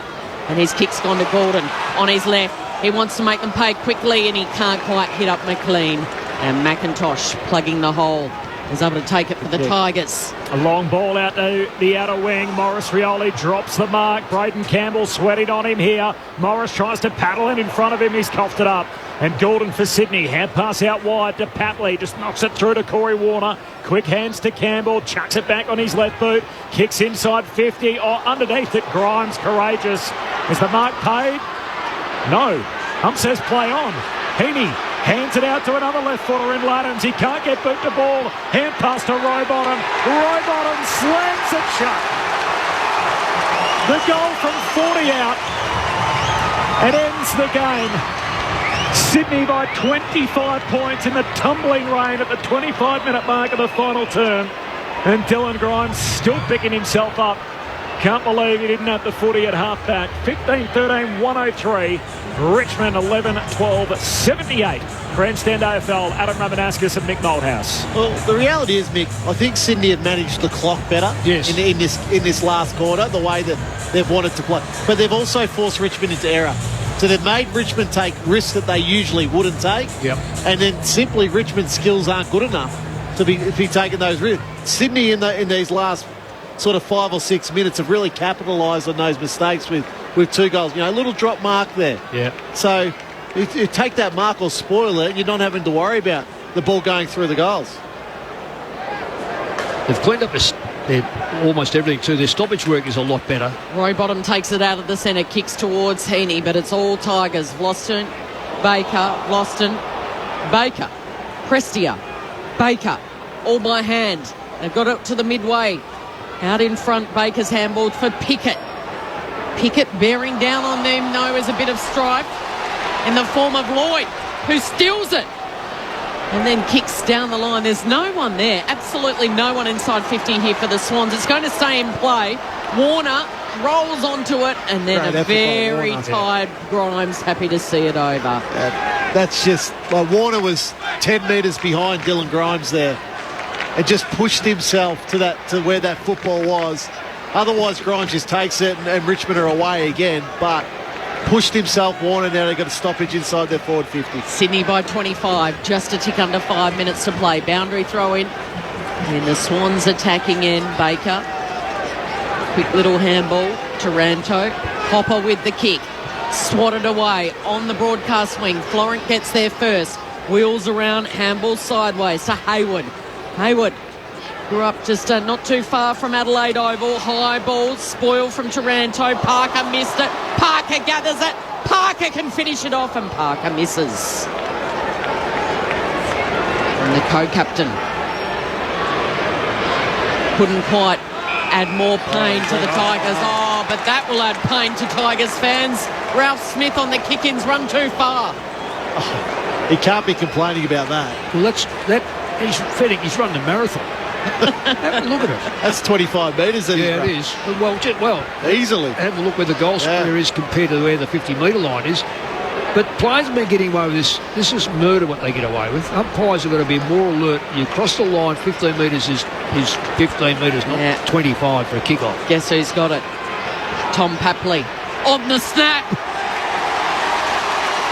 Nobody. No Sam Reid. No Amadi out with a hammy. Papley, the pocket rocket from Bunyip, says, hey, don't forget about me. He's popped up and he's got a handful. 5 for Tom Papley. Sydney by 32 in front of 42,000 fans at Adelaide Oval. It's game over, 16-14, 110. Richmond 11-12, 78. His first quarter stats, he had 4-1. Papley's second quarter had 4-1. So he's gone 4-1, 4-1. Third quarter, he's kicked those 2 goals. Now he's kicked 3 goals. When goals are so hard to come by and you're not marking them and you've got to get most of them on the ground, he's been outstanding. Second half goals are they're just critical. Goal.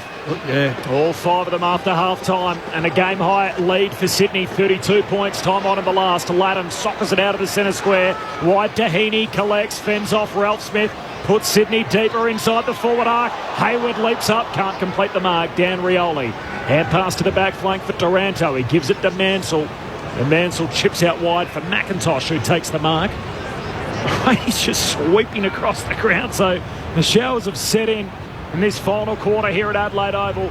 McIntosh, his kick holds up in the wind, and Riewoldt chasing it, never stood a chance. Yeah. Mills with the intercept mark, defensive side of the wing. That wind, Benny, I dare say, is a bit more than 2 goals, as you said earlier. I think he's had to... I think Ben's gone. He's long gone. Ben, are you with us, Ben? He had to go to the rooms and set up, and I think he left maybe just a couple of minutes earlier than what he was required to. He's down in one of the dugouts, isn't he? Come on, Benny. Tell you what, he's not the only one that's left early.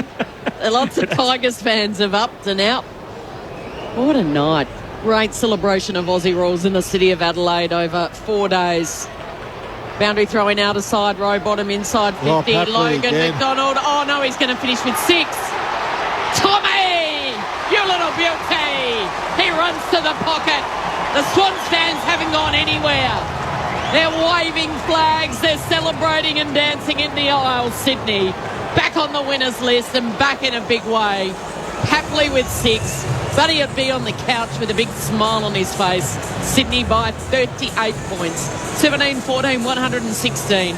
Richmond 11-12, 78. It's disappointing, though. Yeah. Really disappointing, the Tigers, because I know they're against it with the win, but they're only trailed by 1 goal. Or, 7 points. But the thing is, Mick, in a last quarter in a close game, so it's 6 points the margin at 3-quarter time. But you look for Sydney, who's really stood up. Heaney, 9 possessions. Goulden, 8 possessions. Papley, 7 possessions, 4 goals. Mills, 6. Lloyd, 6. Yeah. Now, they're real prime movers. They're real ball users, have all stood up. Lead keeps growing. Another centre break. Parker hits up Heaney, who marks uncontested inside 50. He's got another man on short if he wants him in Cunningham. In the end, he took too long, and Heaney says, I'll take it. From 50 out. At half forward, now he passes into the pocket and kicks it too wide for McDonald. Out on the full, so 6 for Tom Papley, that's a career best. In fact, he'd only kicked 5 once previously. Right. I thought he'd have a few more bags of 5 than that, but... The way he celebrates, I would have expected him to kick 10 or 12 in a few games. As Richmond swing it across towards the western side, Pickett can't handle it. McLean tumbles a kick back inside 50 for Sydney. Oh, Warner, the big hip and shoulder. Just bumps Flostone onto his backside and then stands over him and says, how about that for a bit of body? A pack forms on top of Flostone, and we'll have a ball up 48 metres out from the Sydney goal. I guess he was loitering. Well, the Tigers have lost it. Honestly, I'm really disappointed. Not only disappointed in them not. They've had as much football as the Saints. Now we've got a 50-metre penalty as well as a free kick. That was a shocking free kick. And when I say that, I'm saying it was dead set there. The player was thrown off the ball. Now we've got a 50-metre penalty. And Chad Warner's just walking with the Sharon in his arms to the top of the goal square. Well, his younger brother, Corey Warner, on debut, has kicked a goal from this end. This would just top off the night for the Warners. The name Warner up in lights at Adelaide Oval. Usually it's in summer, but it's April, and it's Chad and Corey on fire in Aussie rules football. In a blink of an eye, it's 44 points, Mick Malthouse. 18-14, 122.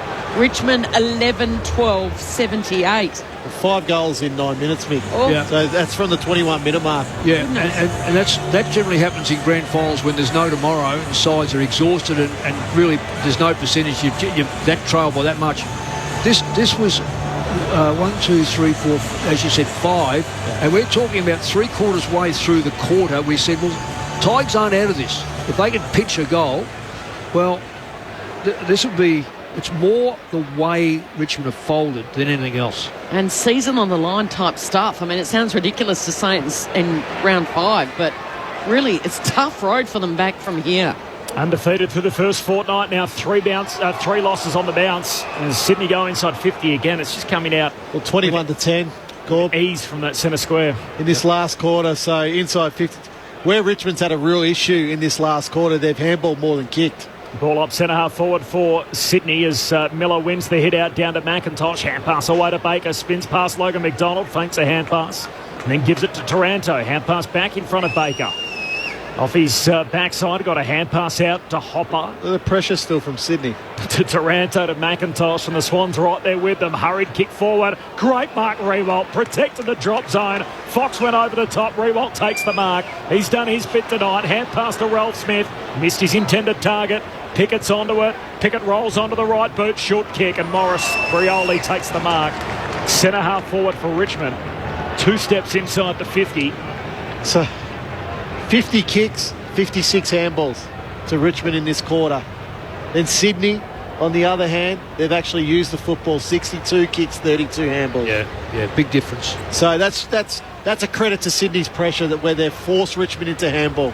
21-10 inside 50s too. So that's the misleading thing. Same number of, roughly. In fact, Richmond have had more stats. Yeah. Morris Rioli taking plenty of time. He's kicking into the breeze towards the cathedral end of the ground. He doesn't have to trip. He's offline, and in the end, it's touched by Rewalt before going out of play. Right forward pocket for Richmond.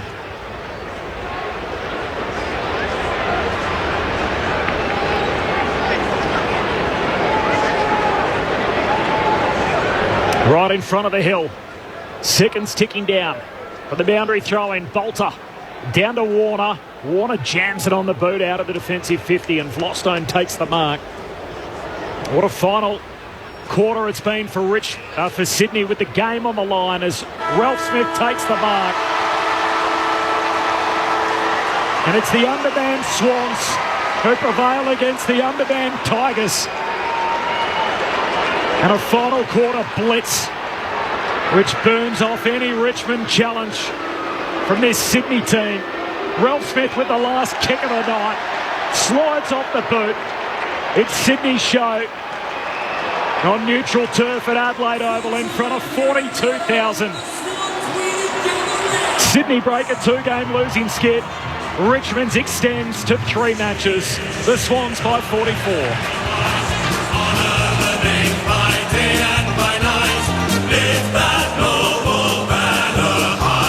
Shake down the thunder from the sky.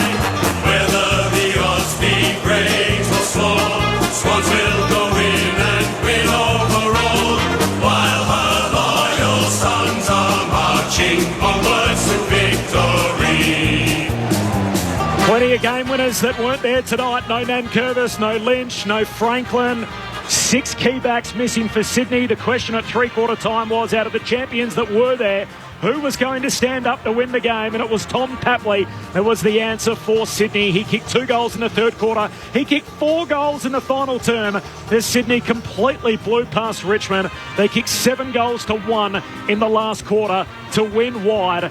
In their finish, Sydney by 44. The red and the white, honour the name by day and by night. Lift that noble banner high. Shake down the thunder from the sky. Whether the odds be great or small, Swans will go in and win overall, while her loyal sons are marching onwards to victory. 3-2 now the Swans on the season. They did lose a couple on the bounce to Melbourne and Port Adelaide. That last gasp result in Sydney last week. They're back in the winners list tonight, despite a heap of guys unavailable for them. And for Richmond, they have 14 unavailable. They tapped out their 3-time premiership skipper Trent Cotchin. It was a tactical sub early in the second half. They got close, within 6 points on a couple of occasions in the third quarter, but with the game on the line in the last, they were never really in it. Papley kicking the first 2 goals at the last quarter. He added 2 later in the piece to get to a career high 6 for the night. 2 for Joel Amati before his hamstring went early in the second quarter. 2 for Heaney, and then singles for Chad Warner, for Stevens, McDonald, Rowbottom, Mills, Campbell, McInerney and Corey Warner. While for Richmond, Jack Rewalt kicked 4. 2 for Cumberland, 1 each for Baker, Mansell, Ryan, Clark and Marlon Pickett. With 3 games in to gather round. Last night it was Adelaide by 56 points over Carlton. Tonight Fremantle out at the parade in Norwood. 10-point winners over the Gold Coast Suns, coming from behind to win by 10. And here tonight, one team led start to finish. They got a little bit of a fright right on the stroke of three-quarter time, but Sydney powering away to win by 44 over Richmond. Adam Ramanauskas and Mick Moldhouse with their initial take. We're going right through to 11:30 Australian Eastern Time tonight, the full wash-up from the Sydney rooms to come. Well, Rama, at three-quarter time, we both looked at each other and thought, we knew that there was a little bit of drift going to the right, which was Sydney's end. But the 7 goals to 4 in the third quarter, we thought, well, the Tigers are back in this, but is history going to repeat itself? They have a big quarter, then they sort of drop away, and it was going to be a test of whether they can maintain the clearance rate in the middle, the contested ball in the forward line, which denied Sydney being able to run the ball out properly, and then any ball in the back line, Richmond's back line, in other words, Sydney's forward line, early in the second and third quarter was run out, mercifully run out. Sydney couldn't keep it in there. What happened was that Papley got involved in the third quarter, and as soon as that ball went out, it was an open forward on that last quarter. All the things that we wanted Richmond to do to stay in the game fell apart. They started to get beaten at the stoppages. Their forward line was dysfunctional. It lost shape, total lost shape. And credit to Sydney, because what happened when it did go into the back line, they had a structure that in the third quarter denied them the opportunity to run the ball out, and it just went straight back in to Richmond's forward line because of their setup. They kept a line of 3 or 4 forwards out in position, so if there was a big mongrel kick out or a haphazard kick come out, at least they can contest it. So hence Richmond then couldn't get the rebounding kick in, and Papley, we know how good he is, we know how quick he is, we know how smart he is. Well, he was on the end of it, and he was the deepest player on 3 or 4 occasions to kick those goals. So it was really smart play, and he took his player up the ground, left it open in front and left it behind, and that was a good night, Irene, if he can turn that ball over. I just thought it was a little bit of an arm wrestle early in that last quarter. Sydney kicked the first 2 goals, and Richmond got the next one. So, the game was still there to be won. Yep. But I think what impressed me so much with Sydney, particularly in this last quarter, is how they applied pressure to Richmond. Richmond's ball movement in that third quarter was impressive. 7 goals, 1, and they had Sydney on the ropes.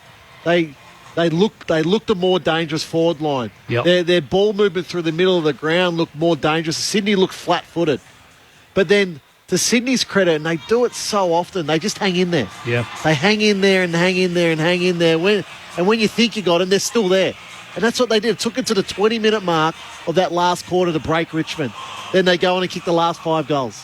Was it Chris Fagan last year that said you got to beat them a couple of times? Yeah, and that's exactly what we saw again tonight. That's exactly what happens there. So, yep, like Papley ends up with 6 and is probably the best man on the ground. But I just looked at that last quarter. Papley, Heaney, Mills, Goulden, Warner. All the guys that you want to have big last quarters had big last quarters and had a massive impact and influence on what that final result is. They were the number 1 pressure team in 2022, went all the way to a grand final. They were the number 1 pressure team through the first fortnight. They were 2-0, top of the ladder. They fell away in the last 2 weeks, and we saw it come back tonight with the game on the line, as it is Sydney's trademark. They get home by 44 points. Down into the winners' rooms, Ben Cameron is in there. Ben. I certainly am, and the Sydney players are just coming in now. There's a lot of ee-hawing, a bit of chee-hooing going on down here, Corby. They're a very happy bunch. A lot of hugging, high-fiving, about to huddle up and get stuck into the song. All of the assistant coaches are very much involved. They're very up and about, more than you'd usually see after a round 5 victory. This is a very, very happy bunch. I can't oversell that, the way they're celebrating this at the moment. And they're about to sing the song. Here we go.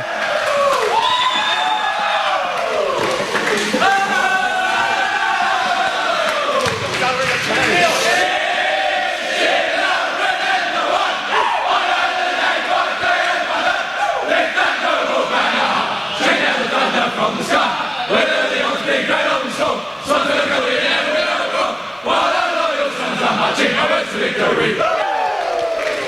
So obviously the sour note, the hamstring injury for Amadi. He's in his civvies as it stands at the moment. Papley, not too far away from joining me, the man who kicked 6.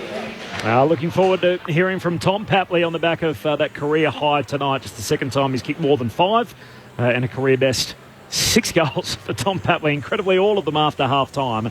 He's actually kicked a goal now in his last 17 fixtures, which is the 4th longest streak of any player in the AFL currently. The crowd was as much of a talking point as anything. 42,134, which is an amazing roll-up. All 9 games sold out. The inaugural gather round in the AFL with 18 teams, 9 matches across 3 different venues over 4 days with 3 games in. Sydney big winners here at Adelaide Oval tonight by 44 points over Richmond. And in the early game, a come-from-behind victory for Fremantle. They get home by 10 points after trailing by 23 in the final term. It's an interesting night given that so many key players are missing for both teams as to what was going to come of it. Obviously a longer injury list for Richmond, but really Sydney losing the same kind of player over and over again with 6 key backs out of their lineup. Did we learn anything, do you think, tonight that's going to hold in the context of the season, or are both teams sort of so depleted that it's hard to sort of walk away with a definitive feeling on these sides going, round 6 and beyond? Personally, I honestly cannot see Richmond playing off in the 8. I just think that they've been so reliant on a Dusty Martin, who's now the S off on his Superman costume is starting to fade, and that's only because of age and the load up he's come off his injuries over the last couple of seasons. And regardless of what people say, it does take its toll on people. And you've got to get the best seasons you have are the good pre-seasons you've had after a good year, and you build on that. So and I'm just looking at their age category there. It's been a long time since I've seen Grimes. He was beaten only a couple of times tonight, so I'm not being unfair on him tonight because he's a great try and this and stuff. But I've watched him over the last this year so far. It's only 5 rounds, and I've seen him 3 or 4 times, and now he's getting beaten. He's getting beaten on different players. In fact, I think I called from the box a week ago or 2 weeks ago. They've got to shuffle him out because he was really getting stitched up by someone. And they made the change. He became a different player, but that reliance now is starting to fade. Bolter, he was fantastic, but all of a sudden he's plateaued, and he hasn't gone the next step to say, I'm a Glenn Jakovic, I'm one of those key backs that I can take anyone apart. And if Jeremy McGovern, Alex Rance. Yeah, if I want to go forward, I can slip a goal. Or not that he went forward. I'm looking at. I already said about Martin. I look at Lynch and Riewoldt together. The number of times that they're going to kick 10 together now is absolutely remote. Tom Lynch, big key forwards need to have a good pre-season and come into the year. Very few kick multiple big goals in the first 3 or 4 weeks. It takes a long time to get there. Once they get it up, I'm talking about Tommy Hawkins and him and even Mackay. They need to get they need to get their body right. They need to get the ball coming in right. They need to be able to be. It's almost like they need to be hardened. They almost come good on the 5th of a 10-round fight.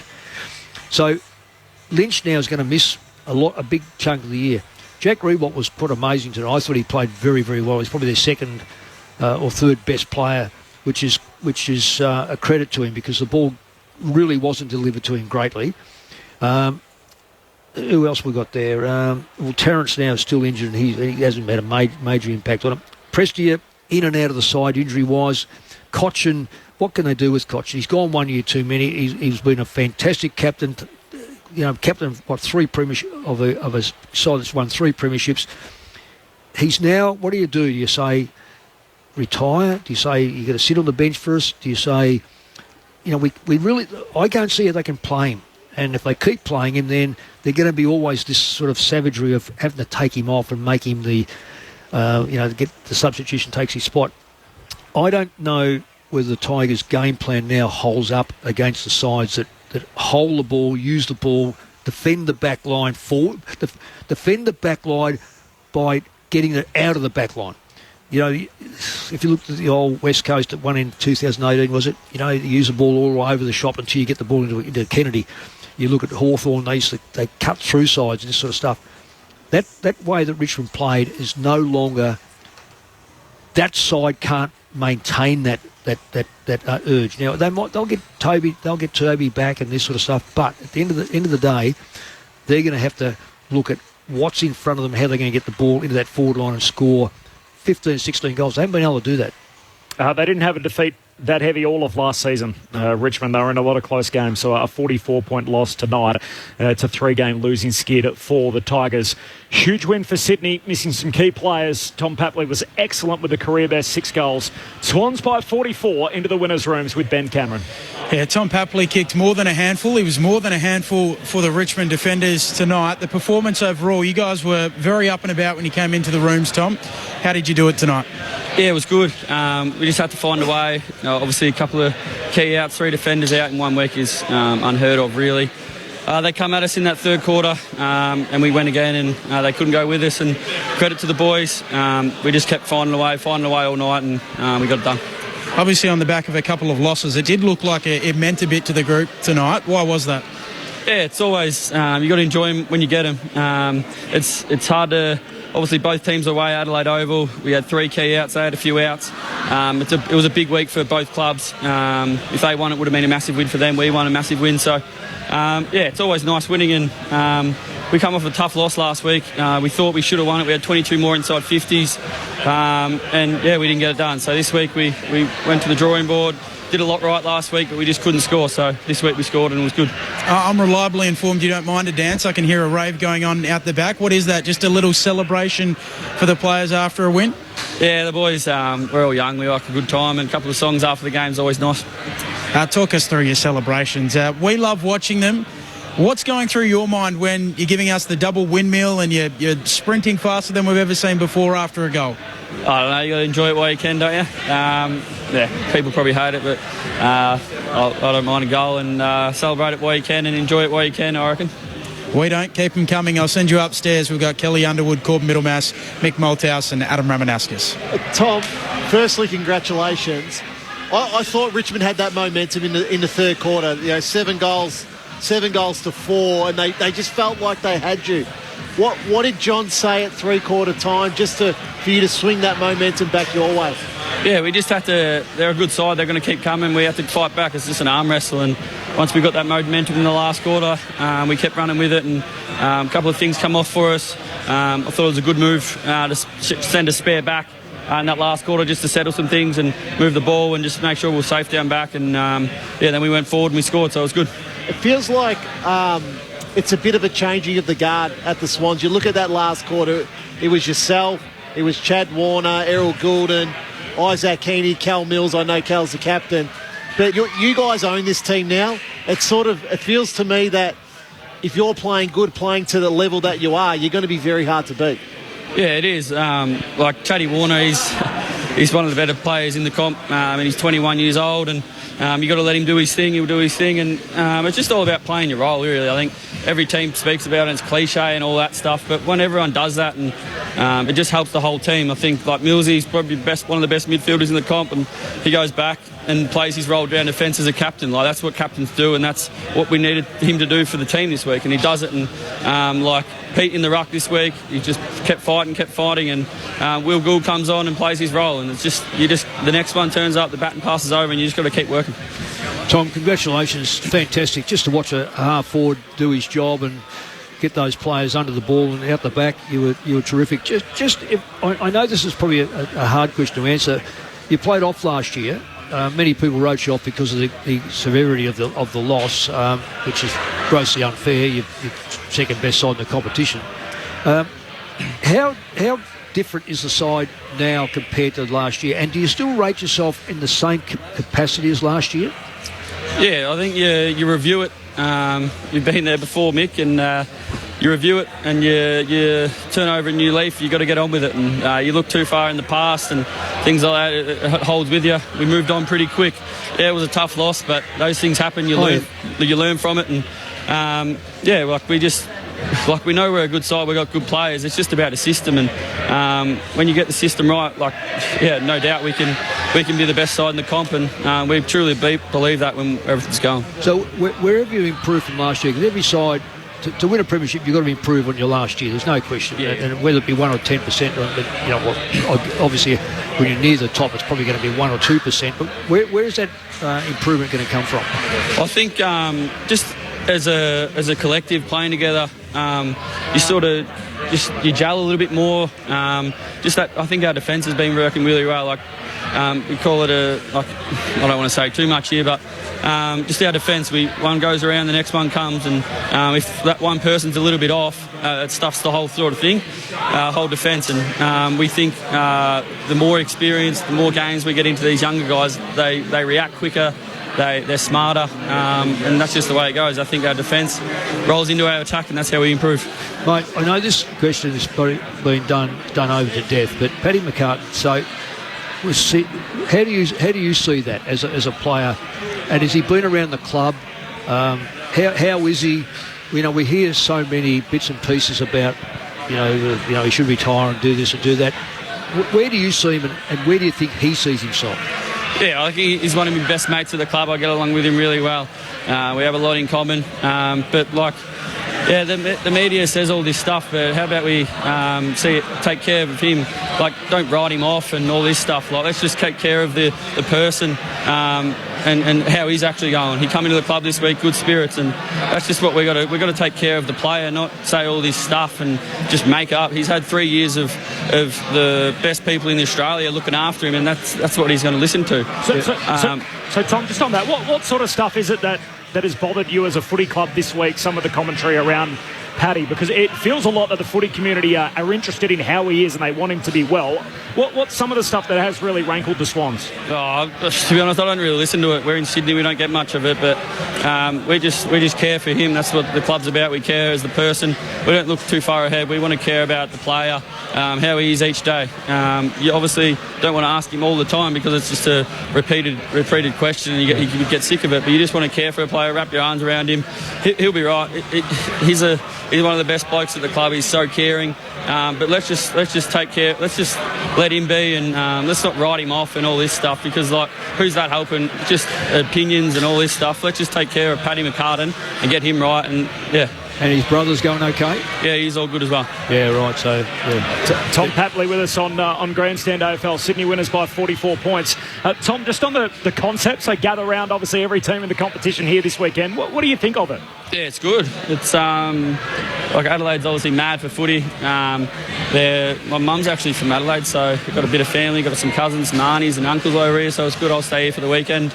Have some lunch tomorrow with them and a few quiet ones, and yeah, it's good. It's good energy around the place. It's a bit like finals, I reckon. Like probably would be a bit like finals in Melbourne, and but yeah, they go mad for footy. It's a great concept. I reckon just keep it going. It's great. Yeah. Would it work in Sydney? Yeah, bloody oath. Sydney's grown. Each year it's grown every year, and I think I'd love to be in Sydney. The SCG, pack it out, nothing better.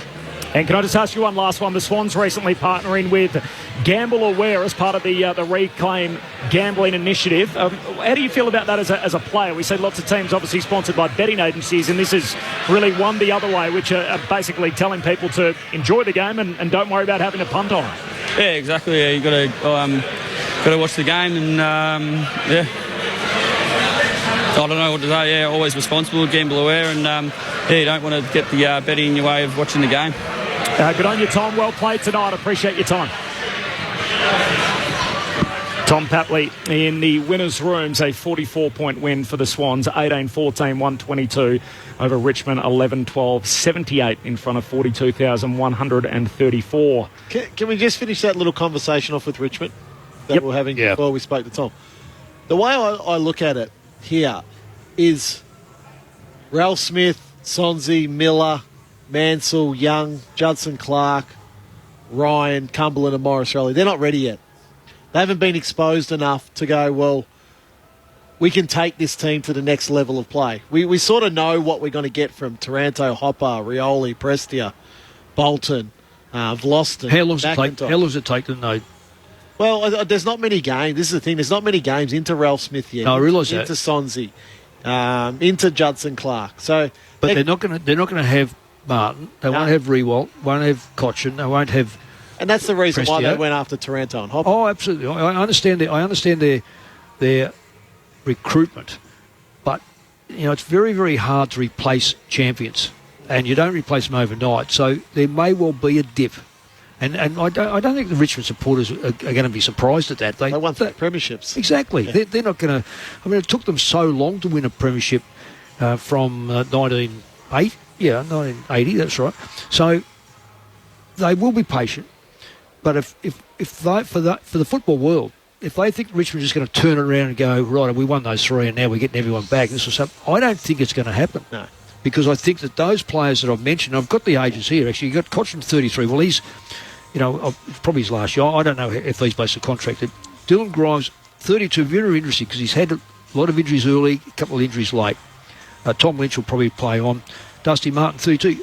You don't know what Dusty will do. Dusty's Dusty. He could just as easily close the book. Pickett's 31, okay. Prestia 31, cops his injuries. Jack Reebok 35, will he go again? Robbie Tarrant 34, injured.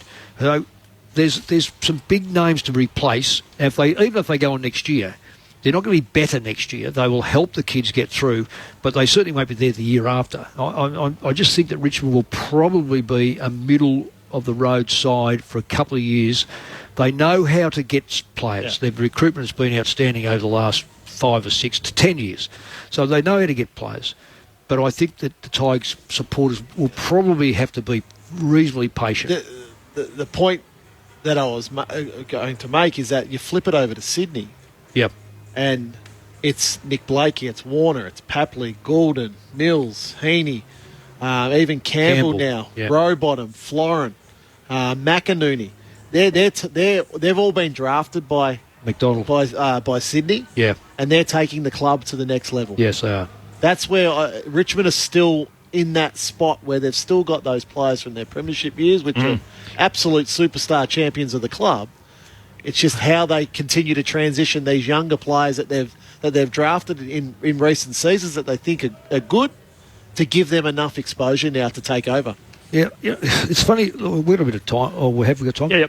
So I just I'm trying to look at other sports, and you think I look at American football. I look at American football. I'm not obsessed by it, but I see the same sides down near the bottom, yeah.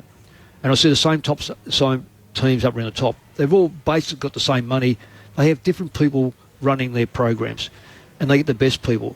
And you think to yourself, those bottom sides, surely they get the best people. Why don't they do it? And I look at our competition and think, our competition can only improve, and this won't happen, but our competition can only improve with relegation. Can only improve with relegation, because that means that you're not halfway through the year going, oh, look, we'll rest him and do this and do that. We're not cheating, and we're not we're not tanking or anything. No, you fight till death. You fight till, because if we break our system into 10 and 8 and drop 1 out or 2 out each year, I reckon you'd have a different competition for a start off. Now, as I say, that's not going to happen. But I'm seeing it with soccer, and we see it with we don't see it with rugby necessarily, but soccer's one of the big ones that where you do see it, and you see sides just push like anything to get up.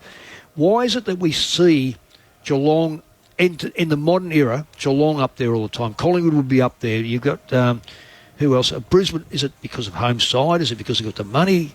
West Coast won't take long to flick it around, because when I say long, it might take them 5 years, but once they get that 5 years, they'll stay up there again. And their neighbours down the road, Fremantle. Now, they were in the finals last year. Will they make it this year? Well, they got over the line today. No guarantee. I just fear that we're going to have a 2-tiered system, and that's not great for football. It's fantastic here today. We've got everyone around Thursday, Friday, Saturday, Sunday. Well, but I don't know where that's going to last. You're not going to be happy with what I'm going to say then. Go on. Well, a 19th team will most likely come in. You can't have 90. You could have 20 or not. This is and my that's point. Spread further. Because it's already not a fair fixture as it is now. No, so if you have 19 teams, how do you then work out who has a bye to make it fair? Like, a couple of teams are going to have 2 byes in the season. Everyone else is going to have one. And then it's when you have your bye. That's right. So everyone wants a bye. That's why you can't do it. So that's why it'll go to 20 teams. I think in 10 years' time we'll have 20 teams. Yep. Well, if that's based on population, we're sadly misjudging, because it doesn't mean that because our population rises that people are playing AFL football. The biggest growth in AFL football at the moment is women's football. Yeah. There's a lot of sides in the country that are folding up, joining up, or dropping out. And therefore, so your talent pool drops away. I think we're like a frog in hot water at the moment. It's starting to boil, and we are not looking at. I don't think the game today is better than what it was 10 years ago. Wow, we got broad tonight.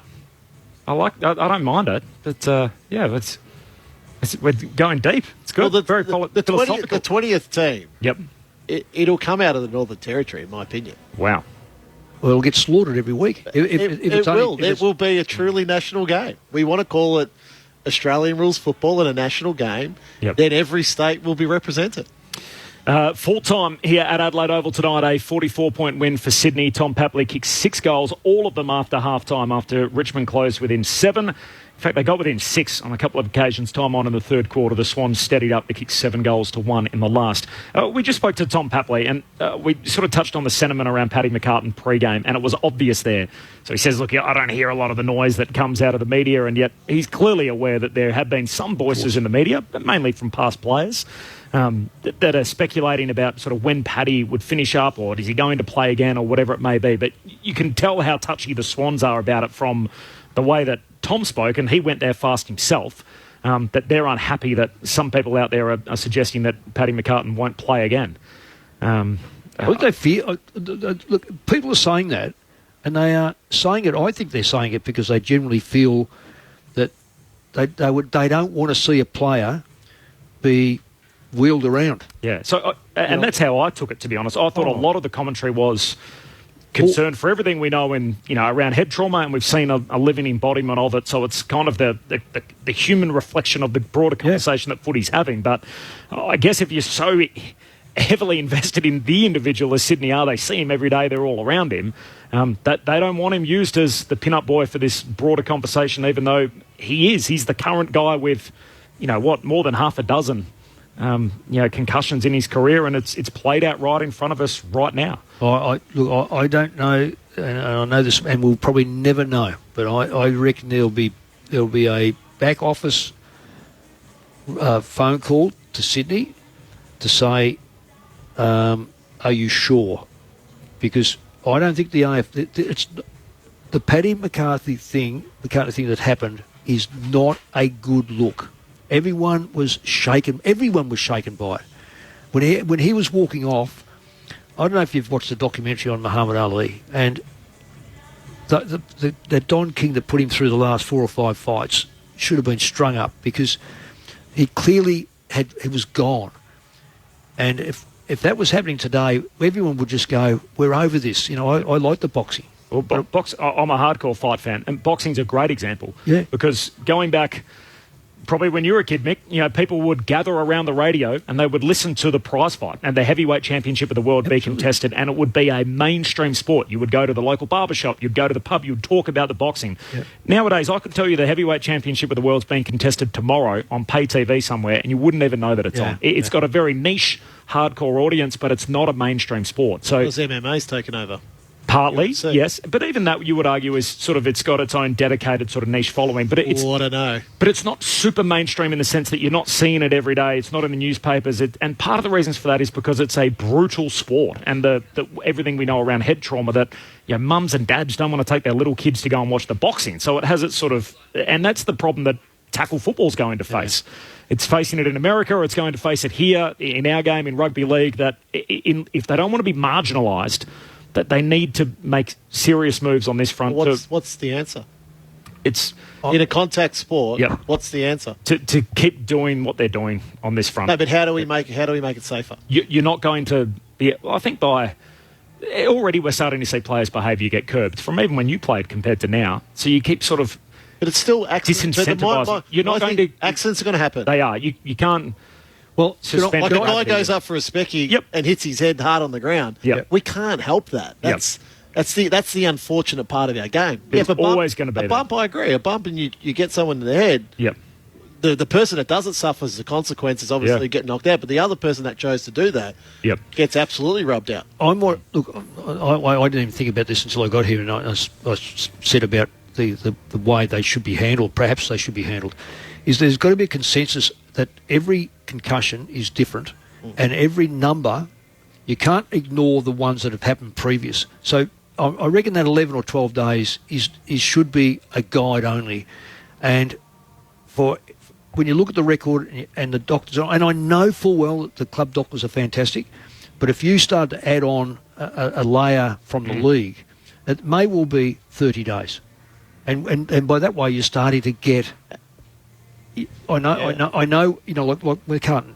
What's 12 days? He could technically play, as long as he's symptom-free, in 2 weeks, and you go, I don't want to be at that game.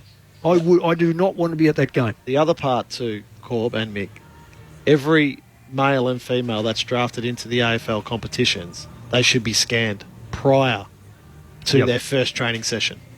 Yep, 100% agree with that. So there's your baseline. Yep. There's your baseline right there. You've got it. Yeah, but how many kids end up in hospital? Look, we're talking at the elite level. So many kids end up in hospital with concussions in the junior levels. So does that mean that on your registration you've got to be tested? I think we've got to go a long way for this. Full time at Adelaide Oval tonight, the second leg of a dual-site doubleheader. Earlier, it was Fremantle coming from 23 down to beat the Gold Coast at Norwood by 10 points. And the game we witnessed tonight, Sydney by 44. They kicked 7 goals to 1 in the last quarter to see off a Richmond challenge in a big way. Tom Papley kicking 6 goals all in the second half. The votes in the ABC Footballer of the Year, Adam Ramanauskas. 1 to Liam Baker. I thought he was Richmond's best player across the 4 quarters. He was consistent. He defended really well, and he gave Richmond plenty of drive. 35 possessions he had for the night. 2 to Chad Warner. I thought he started really strong for Sydney. Set them up early. 4 goals to 2 in that first quarter, and he was their best player. And then I thought he finished strong as well, Chad Warner, in that last quarter. And 3 tonight to Tom Papley. 6 goals after half time. That was an amazing effort and dragged Sydney over the line. 3 for Papley, 2 for Chad Warner, 1 for Liam Baker. The votes. And he had 25 possessions, Papley, also. Yeah, that's it. 25 and kicked 6. That's a number. That's 12 contested possessions. It's a half forward. Well, you're going to, I guess, in the half forward, you should contest them. We're just getting going in Gather Round. We've got 2/3 of the round to come. So 3 games on Saturday, 3 games on Sunday. Double headers at the Adelaide Oval on both days. I'll see you tomorrow, Rama, for Melbourne and Essendon. Following that, it'll be Port Adelaide and the Western Bulldogs. Not too long, Mick, you'll be in the car on the way out to the foot of the hills, Mount Barker. I'm looking forward to my porridge up in one of the cafes up around there. Betty Cameron wants to leave in the next hour or 2. I know he's a panicker. He said set your alarm at 3:30. I'm not 100% sure I can actually get there by 3:30, Ben. But North and Brisbane is that game. Thanks to everyone as part of our crew tonight. Thanks to Kel, to Rama, to Mick, to Ben, to Andrea, and to Jonesy back in the studio. That'll do us signing off tonight. Join us tomorrow. Of course, the lead, SA Grandstand, Sports Talk, all in